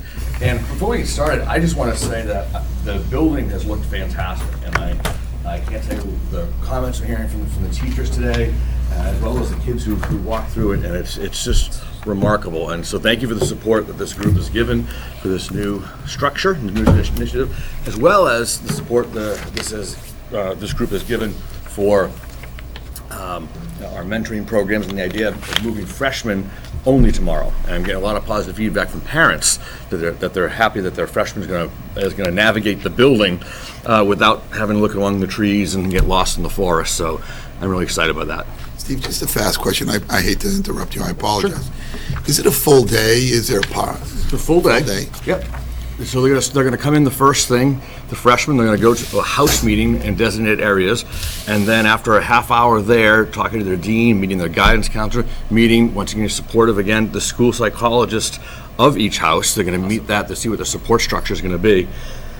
Then they're gonna go from there to their plus block, and then that's when they'll start getting their schedules and their locker assignments and that, and they'll do some icebreakers with their mentors. Then they'll see each teacher in abbreviated segments, And at lunch, where our plan was, but rain is not going to help us out. Our plan was to have some lunch outside and lawn games with the kids during lunch, and then come back in to finish the day. We might have to do some of that inside, I think, weather permitting. And then on Thursday, seniors, juniors, and sophomores will be joining us. So I think it's great. I'm excited for this. They did it when I was in school many, many years ago, and a lot of towns are doing it. And so I like this. We'll see how it goes. We'll get the feedback from the kids later and how they liked it and not. And if they didn't, we'll tweak it. We'll see what we can do. We had a lot of questions. I received a lot of emails on exactly what was tomorrow going to look like, so I appreciate you explaining that. to everyone out I there. sent the schedule out to parents right before August, and then I sent another one out today, just to remind them this is what the schedule would look like, and we gave them the meeting points, so I think it's going to go well. Great. That's great. Thank you, Stephen. So today, we have a couple of things. We were looking at our student handbook, and some are kind of big, and some are very small, so some changes. And one of the changes we like to do, I'll start with the athletic one. There's one change in the athletic, and if you look on as I set the packet here, on the first page of the athletic handbook, there's in blue, there's a paragraph that says, "In the presence of any member of an athletic team found to be in the presence of alcohol or drugs, while a member of an athletic team will lose eligibility for the next consecutive interscholastic sport," etc. So Scott Moreau, the athletic director, the deans and I are talking, and one of the things we've been really struggling with is if there's a party that goes on a weekend, on a Friday night or Saturday night, has nothing to do with school, or on a vacation in the summer, if they get in trouble with the police, why am I giving consequences at school? And we've had some issues this past year, because one of the things I had to prove who's in the presence of. So were they there? And then we weren't there, so we're now 2 days later trying to reconstruct the situation. And then once we can establish whether someone's there or not, the next thing we have to do is establish whether they were knowingly knew there was alcohol or drugs. And how do you prove that? And that's very hard. And the MIAA used to have this in the regs. They took it out because the litigation was too much. And I'm thinking, for my case, litigation aside, I think that's a problem. If it happens outside of school, it should be between the parent and their child, and the family and the authorities, which they got in trouble with. And I think that I don't have the staff to go through and figure these things going on the weekends. And we had a situation way back in the fall last year, and there were so many kids involved. I didn't have the staff to do that, and I need my staff in the building. And so one of the things we'd like to do is take this out. Now, if things happen on a school event, a school-sponsored event, or in school, they're gonna lose their games. They'll get the same consequences. We're just trying to take away the component that doesn't have to do with us, and so that's something we wanted to bring to you. That's one of there's two biggies here, but that's one of the bigger ones. I think as long as the message is conveyed to students that participation in athletics and any other club or activity it's not a given. That's a privilege, and you can lose that privilege. I agree. Well, I think it's interesting, and I'm glad you took it out, because if you read the first sentence, any member of an athletic team, what about everybody else, to Right. Barbara's point? Yep. So right off the bat, that you're kind of targeting, I apologize for using that word, the athletic programs. Now, that being said, I just think it's amazing that if a child is invited to a party, or with social media today, they found out there's some people having an event over somebody's house, and you walk into that house, and somebody on the other side of the house has alcohol. Well, who is the determining factor that you're in the presence of? Am I in the presence of because I'm in the house and somebody on the other side of the house is doing something they shouldn't be doing? That's not our job. We're not police dogs. If it happens at a school-sponsored event, if it happens at some kind of on the premise of school property, that's a different story. But I am absolutely thrilled that this is taken out, not only because of who it's targeting, and I think it sends the wrong message, but really, what is your job turning into? You have to reconstruct this, to use your words, come Monday morning or at some day later in the week. I don't think it's necessary, and I think the authorities and the parents should be handling it themselves. And thank you. And I spoke to the police about this as well, because they're the ones who deal with it. And their concern was, they said the kids' priorities at teenagers are not always where it should be. And so when police show up, a lot of them are running, not because they're afraid of getting arrested, they don't want to miss the game. And so a situation we had last fall, we had two kids, I guess, cross 495, and the others were crossing roads, and they said they don't want kids running because they don't want to avoid a game, that someone's going to get hurt. and they said they think that pressure of that is adding to that. So that's why we're proposing this change for this upcoming school year in the athletic handbook here. So you're taking that out. That's our hope. Nothing is being added in its place, correct, Steve? Nope, just what it Is is. there anything else in the handbook that even closely resembles this, or anything else that you'd like to talk about as it pertains to what's in blue? Yes. So this is the athletic handbook, this page 1 here. And so that's the change to the athletic handbook. There's changes to the student handbook that's going to come similar, that has knowingly present in there, that I want to get to. I think it's on page 3 or 4 on this one. We can skip that. So we go right, if you want to go to page, page, if you want to go to page 6. I apologize, Steve. Oh, no problem. I'm going to take the advice of our superintendent, and with your changes, Stephen, I would like to take this one at a time. Great. And vote on it one at a time. Okay. So with this, do I have a motion to accept taking out in the presence of highlighted in blue on the athletic handbook? I'd like to make a motion to remove the language highlighted in blue from the athletic handbook. Second. All those in favor? Aye. I have a question to follow up on that, though. Is there anything in the handbook so that if somebody is involved in criminal activity, okay, Yeah, anything, if someone has a felony, that will supersede that. We have different rules in General Law 37H and a half, I think it is, will supersede all that, and we can Okay. exclude kids because of that. So now we're going to go to item number 2 that you're requesting change. Yes, so item number 2 is on, it's just more of a clarification on page 2, and this is now the student handbook. The athletic handbook we just dealt with, this is the student one. This is more of a clarification. I noticed this past year, in yellow, the top part is what the sentence says. After the first two full weeks of class, no course may be added or dropped without the prior department coordinator approval. Talking to the coordinators and deans, on the bottom part, they like to add the first 10 full school days of classes for each semester. It was clear in the first semester, but the second semester, parents were concerned about this. Well, nothing says about the second semester, and they were right. And so what we want to do is put just word in the green part, the first 10 school days classes of each semester, so parents will know in the second semester when they can add or drop. That was, a parent pointed it out, and I thought that was a very reasonable request, just make for clarification. As it relates to the student handbook, we're going to take all of the suggestions at once. The first one dealt with the athletic book. Now we're going to take the student handbook and make a recommendation or a motion all at once. So please continue. Great. Page 3, when we did our police and dog canine search last year, we came upon the MOU from many years ago that said that before we do a canine search, we have to notify all our parent community about this ahead of time. So all we're doing is following what other schools are doing, is just putting that letter, which is right here in green, drug searches with the police and canine, that'll be right in the discipline part, saying that in accordance with the Chelmsford Public School Committee, that we have the right to exercise this. So it's the notice to parents, and also we'll send a nice friendly reminder to parents as well, because not everyone will read the handbook, they might sign the bottom, but I'll send that out. But this covers us in terms of our a legal standpoint of what we agreed upon many, many years ago. And so that's what the wording and the verbiage there. The next one, that's the second, this is probably the second large one, this is what I had in my last district, and it's the opportunity to use a breathalyzer if we want to. Now, it's a slight modification. In my last district, a breathalyzer using we can, you buy them this one you can use, or you can use the police department there for usually for school events, which is an evening event, a dance, etc. In my last district, they did everyone. Everyone had to get breathalyzed in the way, and I don't believe that. I think that shows the negative side of kids. It shows we don't trust them. However, if there's a situation comes up, I'd like to have the tool available that we can double check to make sure if we think there's an issue that we can use a breathalyzer on that. So right here, it talks about, and the breathalyzer, I'll give you a few moments to read it in a second. It talks about the purpose of the breathalyzer, and then the process that we use in case someone does not pass it.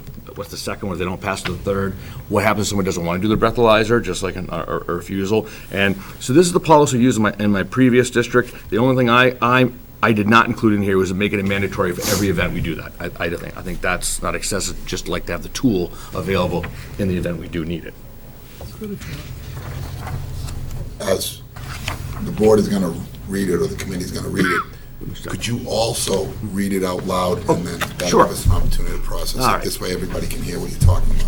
So the idea is to create a policy that gives the Chelmsford High School administration the authority to administer breathalyzers at school-sponsored events. So Chelmsford High School is strongly committed to providing an alcohol and drug-free school environment for all students, faculty, and staff.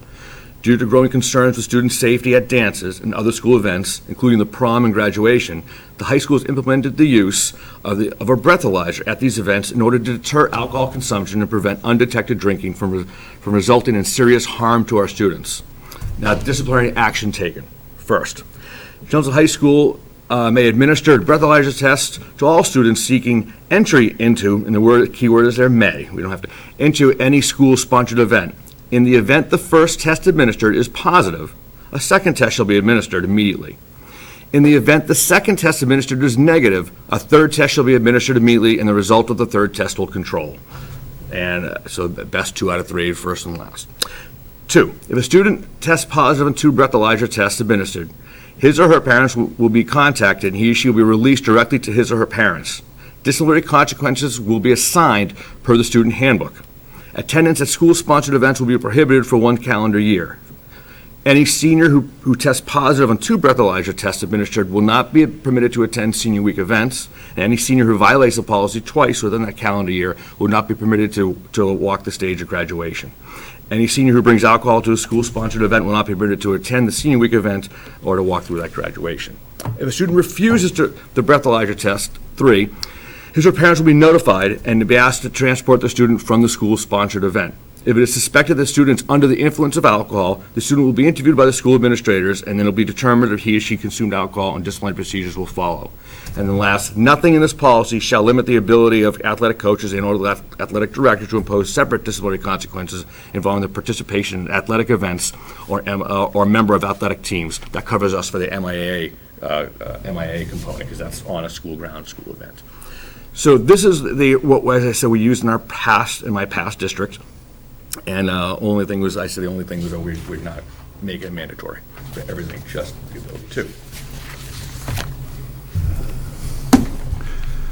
Can you come back to the last sentence that you just made, Stephen, as it relates to separate to any other athletic events or I would assume, any other club events?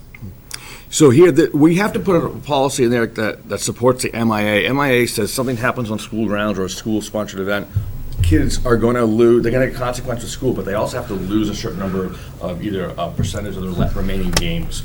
So here, nothing in this policy shall limit the ability of the athletic coaches and/or the athletic director to impose a separate disciplinary consequence. That's that disciplinary consequence. That's the MIAA saying you're going to lose 10% of your games or 20% depending on what that formula is, involving participation in athletic events or membership of athletic team. How can we extend that to include all clubs and So right, activities? Good point. So, right, Good point. We could do that for sure. Okay. please. Because now, Good point. once again, everybody's being treated fairly. And there's a very specific protocol that the athletic department and/or club events are following. Would that be accurate? Yes. Okay, great. Would you look into that, Stephen? Let us know. Definitely. We'll include that in there. We'll make that in there. What do we do if someone's under the influence of something else? Yeah, so obviously, the kids are doing more than just alcohol. It doesn't catch everything. We won't know that there isn't actually a test for that, but that's where you kind of have to do your best eye test and sniff. And but you're right, it doesn't cover that. It just covers the old school alcohol component. And plus, if it's a school event, chances are there's going to be a police officer there. Would that be accurate? Yeah, usually, yes, correct. And that's where we always ask the officer to please get involved. That's their duty.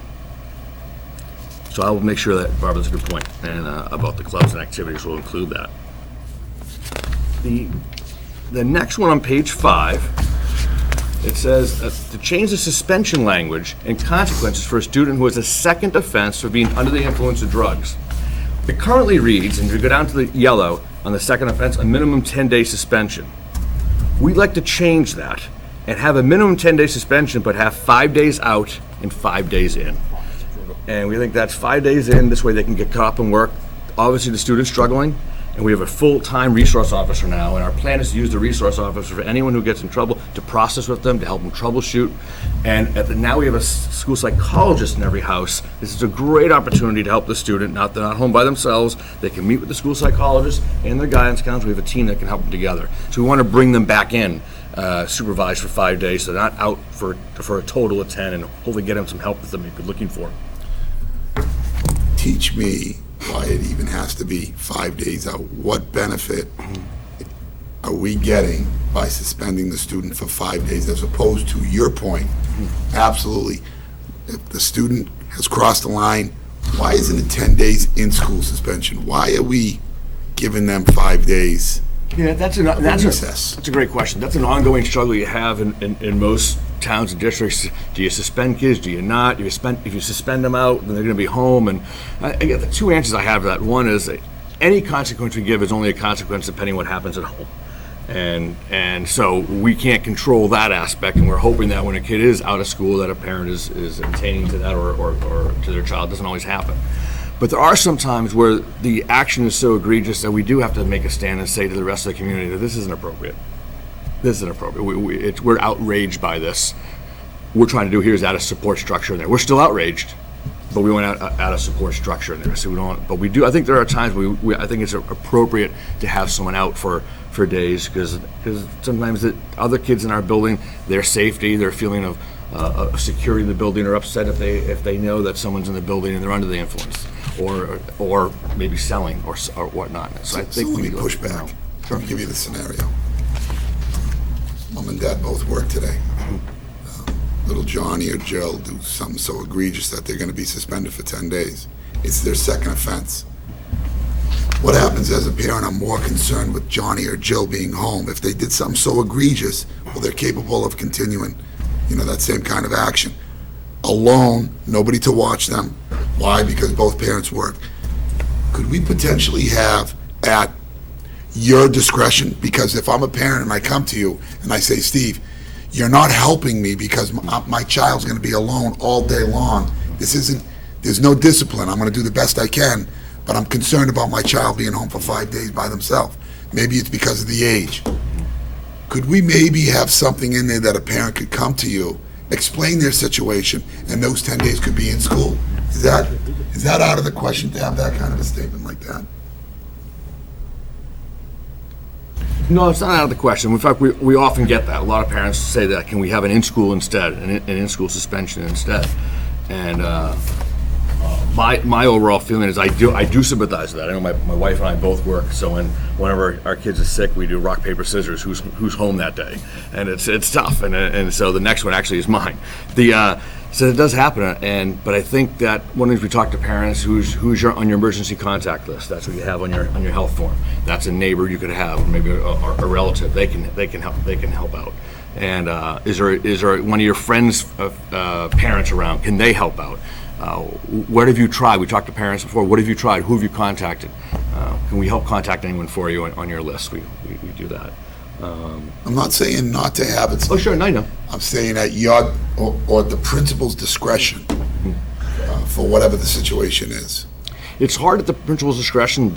Don't mind doing it. Part of the principal's discretion when you do it for one, but you don't do it for all, then there's no longer any discretion. It's favoritism, or people don't understand why now. How come we can't do it here? You did it for this person, and then now we're down to everyone's back. But rewind the clock and go back to the prom, when we had a problem with one of the buses. That was rough. Yep. Yep, that was rough. That was rough. The police officers called the parents of all the students, and some of the parents said, well, can't Johnny go home with Mary? They live right down the street. And the police said, no, you will get in your vehicle and you will come pick up your child. I am all for accommodating people, but I understand that when there's an issue, parents do have to step up to the plate and own it. And yeah, it's their kids' responsibility too, but at some point the line has to be drawn. Once they leave our building, they are adults. There's another factor. If they're allowed to be in, they're able to keep up academically. If you're keeping them out, then they're academically punished also. So it seems it's got to be one way or the other. Yeah, and that's why we're trying to do a split here. We're trying to do a split on that second offense to kind of the happy medium that you were looking at, Mr. Lapoli, and the one we're talking about here. 5 days out to let people know it's a serious offense, but 5 days in with some support services to get them caught up, and then hopefully some guidance services to find out why they're coming to school this way. It's a bigger issue if they're coming to school that way twice. I personally believe in the military style. You have standards, you communicate the standards, and if you make a mistake, those are the standards that apply to everybody. So I like it the way it is. But my daughter's 6, so I haven't dealt with this just yet. How do you determine if somebody's under the influence of drugs? Yeah, I know, it's hard. You look at the pupils, and Well, it's so hard. just for the sake of the people on the committee, we used to treat it as a medical issue, which means you're never going to know, because as soon as it's a medical issue, the HIPAA laws. Correct. I mean, it's So this is one of the most difficult things there is. it is. I mean, the pot's the easier one because you can smell it. John, how do you feel? Me about that? Yeah, how do you feel about 5 days? I apologize, I'm sorry. So I think you guys were chatting a little bit, but I said I'm more of a military type of discipline guy. You put out the standard, you communicate the standard, and you understand what the consequence is. And unfortunately for parents, if your kid makes a mistake at school, one way to make sure they feel a little bit of that pain, the child, is to make Sal Lupoli stay home from work for 5 days, because I'm sure he would get it. So I think it's fine the way it is. And the discretion thing brings up issues of, let's say you have discretion to 3 people and of a class, and they say, hey, you're discriminating against this other particular type of person. So there's other issues that could come out of that. So we have the standard, you stick to it. Mike, how do you feel? I don't have any strong feelings on that. I mean, I'd just as soon leave it up to the principals to make the determination. The issue might be less critical at the high school than it is at the middle school, where you've got potentially a younger kid being home unsupervised. If this is the recommendation, I can live with that recommendation. Once again, Al? Like I say, I think it has to be, I'm concerned, it can't be a double standard, particularly because of the academic factor.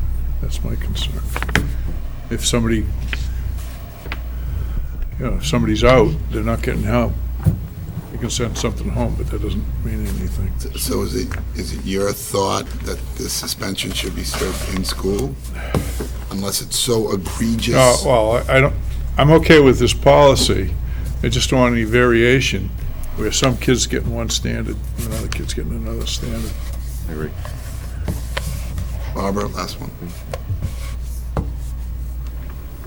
I'm comfortable with Steve handling it the way he sees best. But I'm kind of a hardliner on this stuff. I really feel like we do so much to accommodate parents that there's kind of a lack of responsibility. And we were talking about that earlier today about something. And at some point, parents have to understand these are your children. I know what it was. Today we were talking about social behaviors. And kids coming to school now it's a teacher's job not only to teach, but to make sure that children are behaving socially. Those were things that parents were expected to do before their children came to school. Not anymore, that's the teacher's job. I saw a note online a parent wrote to a teacher, please don't contact me about any behavior issues. Really? So part of me is, I want to be a hardliner. And maybe it's a scale. If you're a freshman or a sophomore, if you're a senior, you should know better. And next year you will. But as a counterpoint to that, aren't we kind of doing the same thing then? If what we're saying is that the schools now have to enforce a community standard, why isn't it the community's job to do it? Why isn't it the family's job to do it? I mean, we're going to keep these kids out of instruction. We're going to keep them out of social workers' contact, just because we have to, we're the avenging angel so that the community can feel good about itself, that we're really taking a hard line. I don't think that's the role of the schools either. I think in a perfect world, these kids would all be getting in-school suspensions because that's where you can deliver the services to them.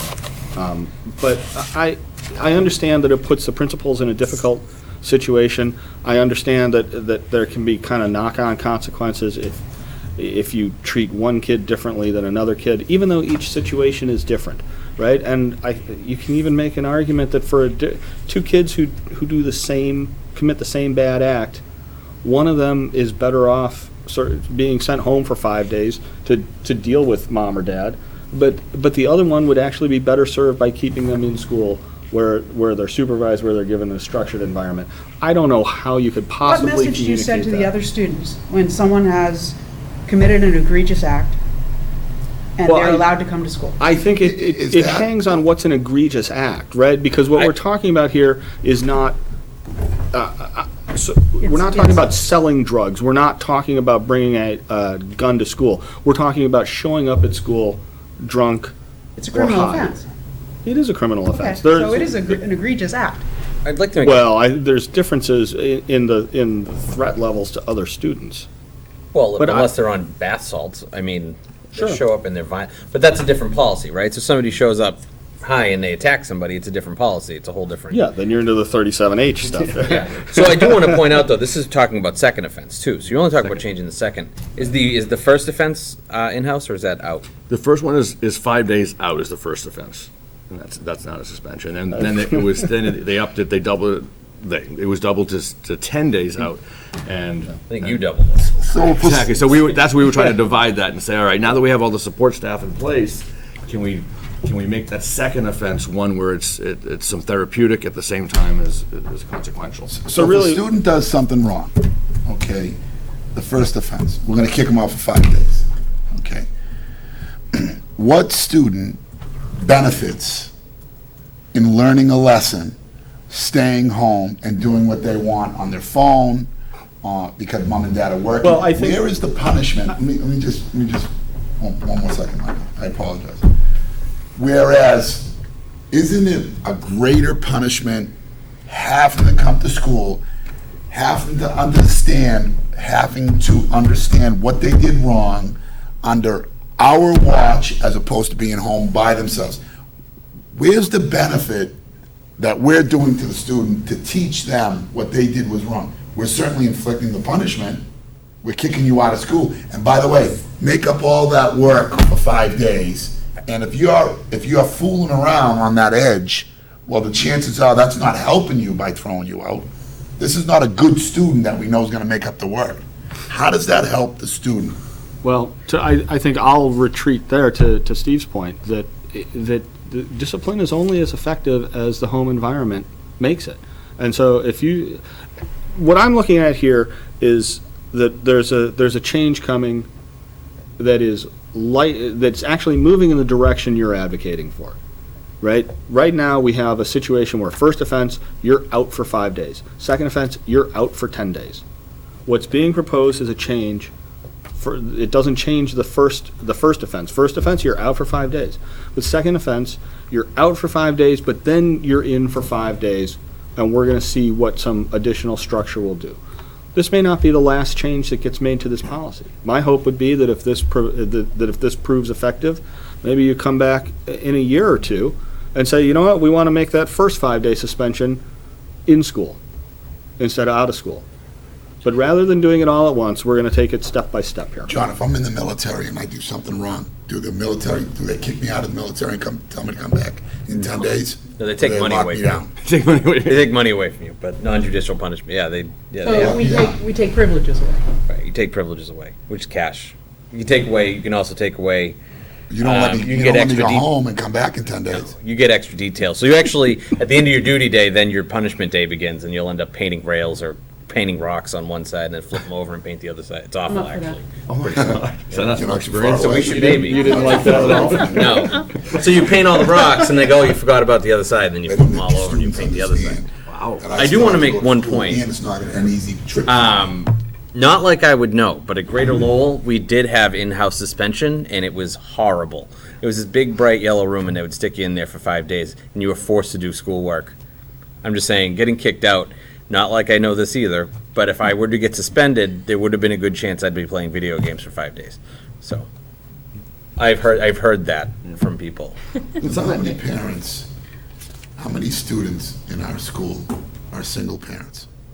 You're asking me that Yeah, question. I mean, would you happen to know off the top of your head? I would have to do a query next to it. So, But I mean, there's a good number of single parents, sure, so if absolutely. I'm a single parent, and I'm not advocating for the parents. Roughly for a second. 20% if we're representative here. Right. So, and I'm not just sticking up for those parents that are single parents. I just want to know what benefit is for the child to go home and get on their phone or get on their Xbox, because there's no way that child, a parent, can stay home because maybe it's a single parent. Where's the punishment? Well, I think you're making some assumptions about single parents, and I am one. I was one, I guess my kids are older. That Xbox would not be in the house.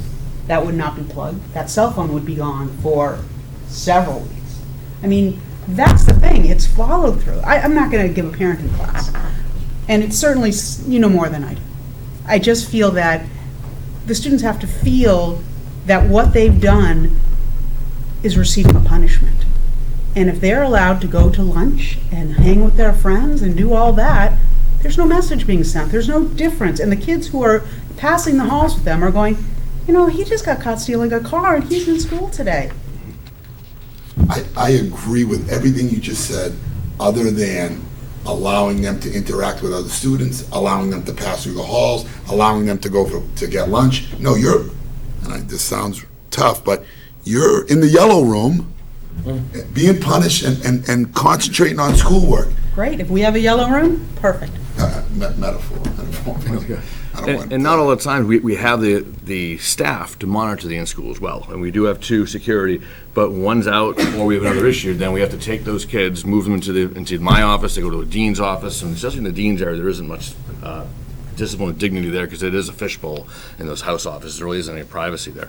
So we do have to move people around even on in-school. So in an ideal world, it'd be great, but we don't have that staff for that. And Well, it's- academically, they would not be receiving the lessons, whether they're in school or out of school, they're not receiving the lessons. There would be no academics being provided to them from the people that are housing them for the day. We used to do that. Yeah, we can do it for 5 days. We used Because to, to your point, they have to, we're going to kick them out for 5 days, and they'll serve 5 days suspension. But we can't do it for 10, we can do it for 5. Do what for 10? This says 5 days in and 5 days out.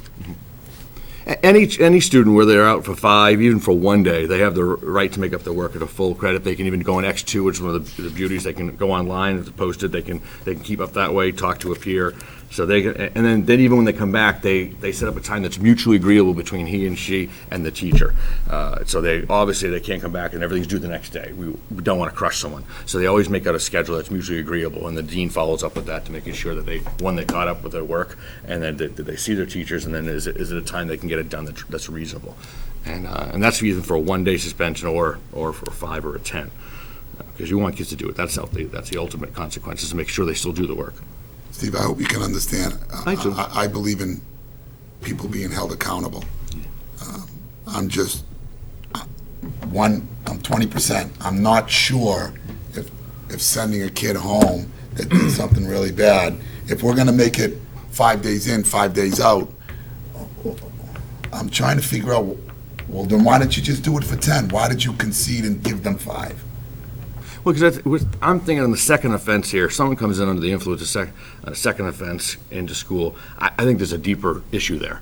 If it happens once, we deal with it. Happens a second time, there's something else going there. And now that we have a third school psychologist, 1 per house, and we have Becky Tyros, Detective Tyros, who's here 5 days a week now, let's bring that person back in for half that time and get some therapy with them, working time with our psychologist, working with Becky can talk to them about the process. She's not a disciplinarian, but Detective Tyra, she's there to help out.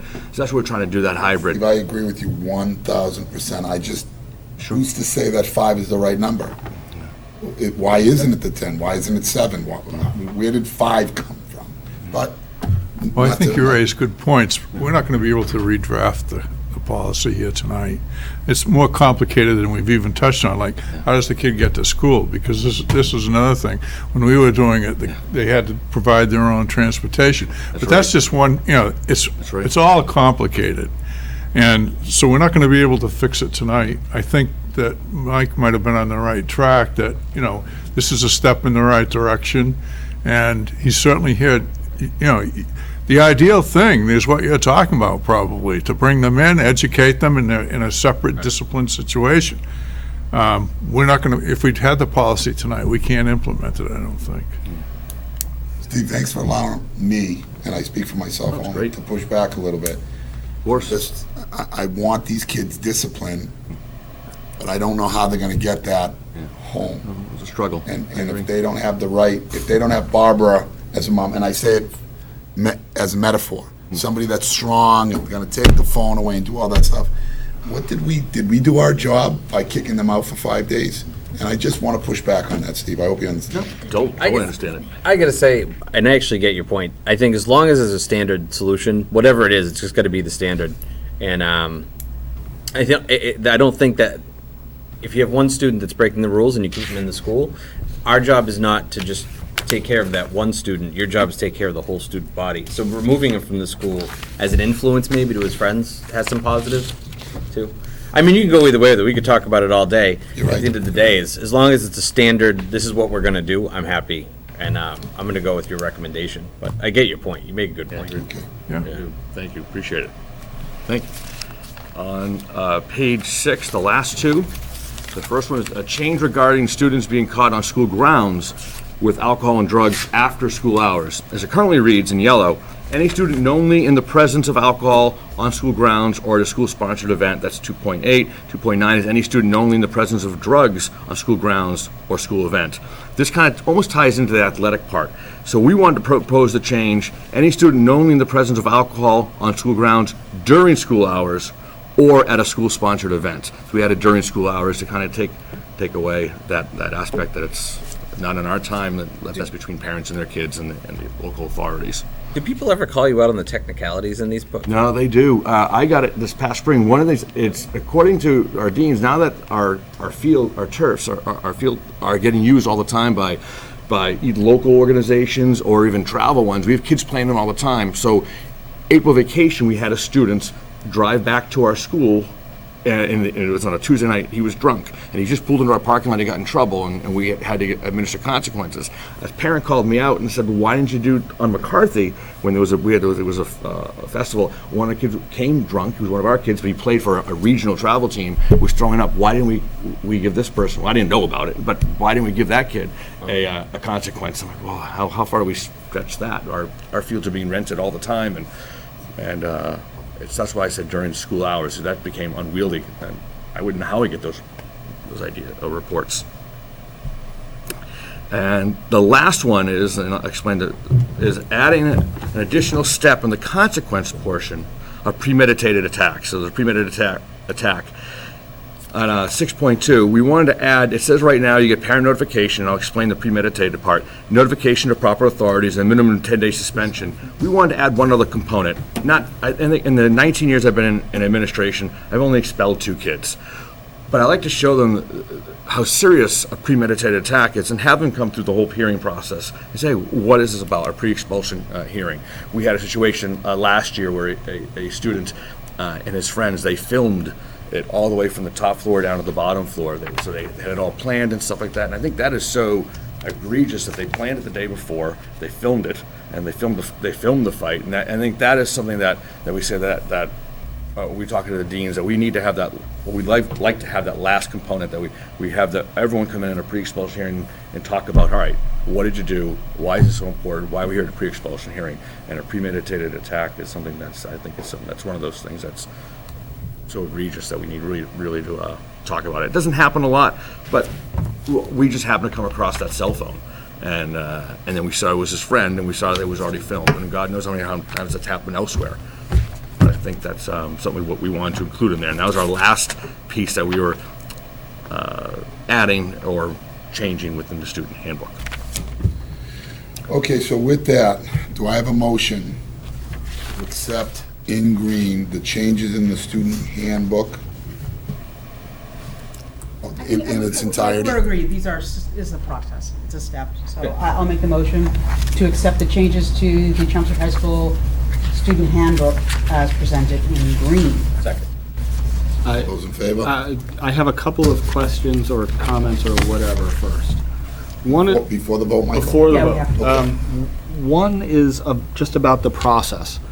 We've got a motion to approve these changes. Shouldn't we actually be approving the entire handbook? And kind of as a corollary to that, shouldn't we be approving the general student handbook? This is the high school addendum to the main student handbook, and there are a couple of places where it references that main handbook. We talked about this, I think, the last time we went through the policy on it. We are not in the habit of approving these handbooks, and we should be. And I think this has been an excellent demonstration of why we should be, because you touch on a lot of important issues, and it helps us all be responsive to kind of what's going on there, at least on an annual basis. Right. For starters, you should be approving these, and, you know, right now, there's the high school handbook, and there's the elementary, middle school handbook. The high school, because it's one school, was able to put some time aside this summer to really kind of go through the handbook and make the revisions. I'm going to go through that process with the elementary and the middle schools this fall. I don't know when the last time those handbooks have been updated, but we will bring those forward to you with recommended changes. We obviously won't make the changes before they come to you. But you're technically, in my opinion, on the high school handbook changes, you're approving the handbook as amended after these changes go in.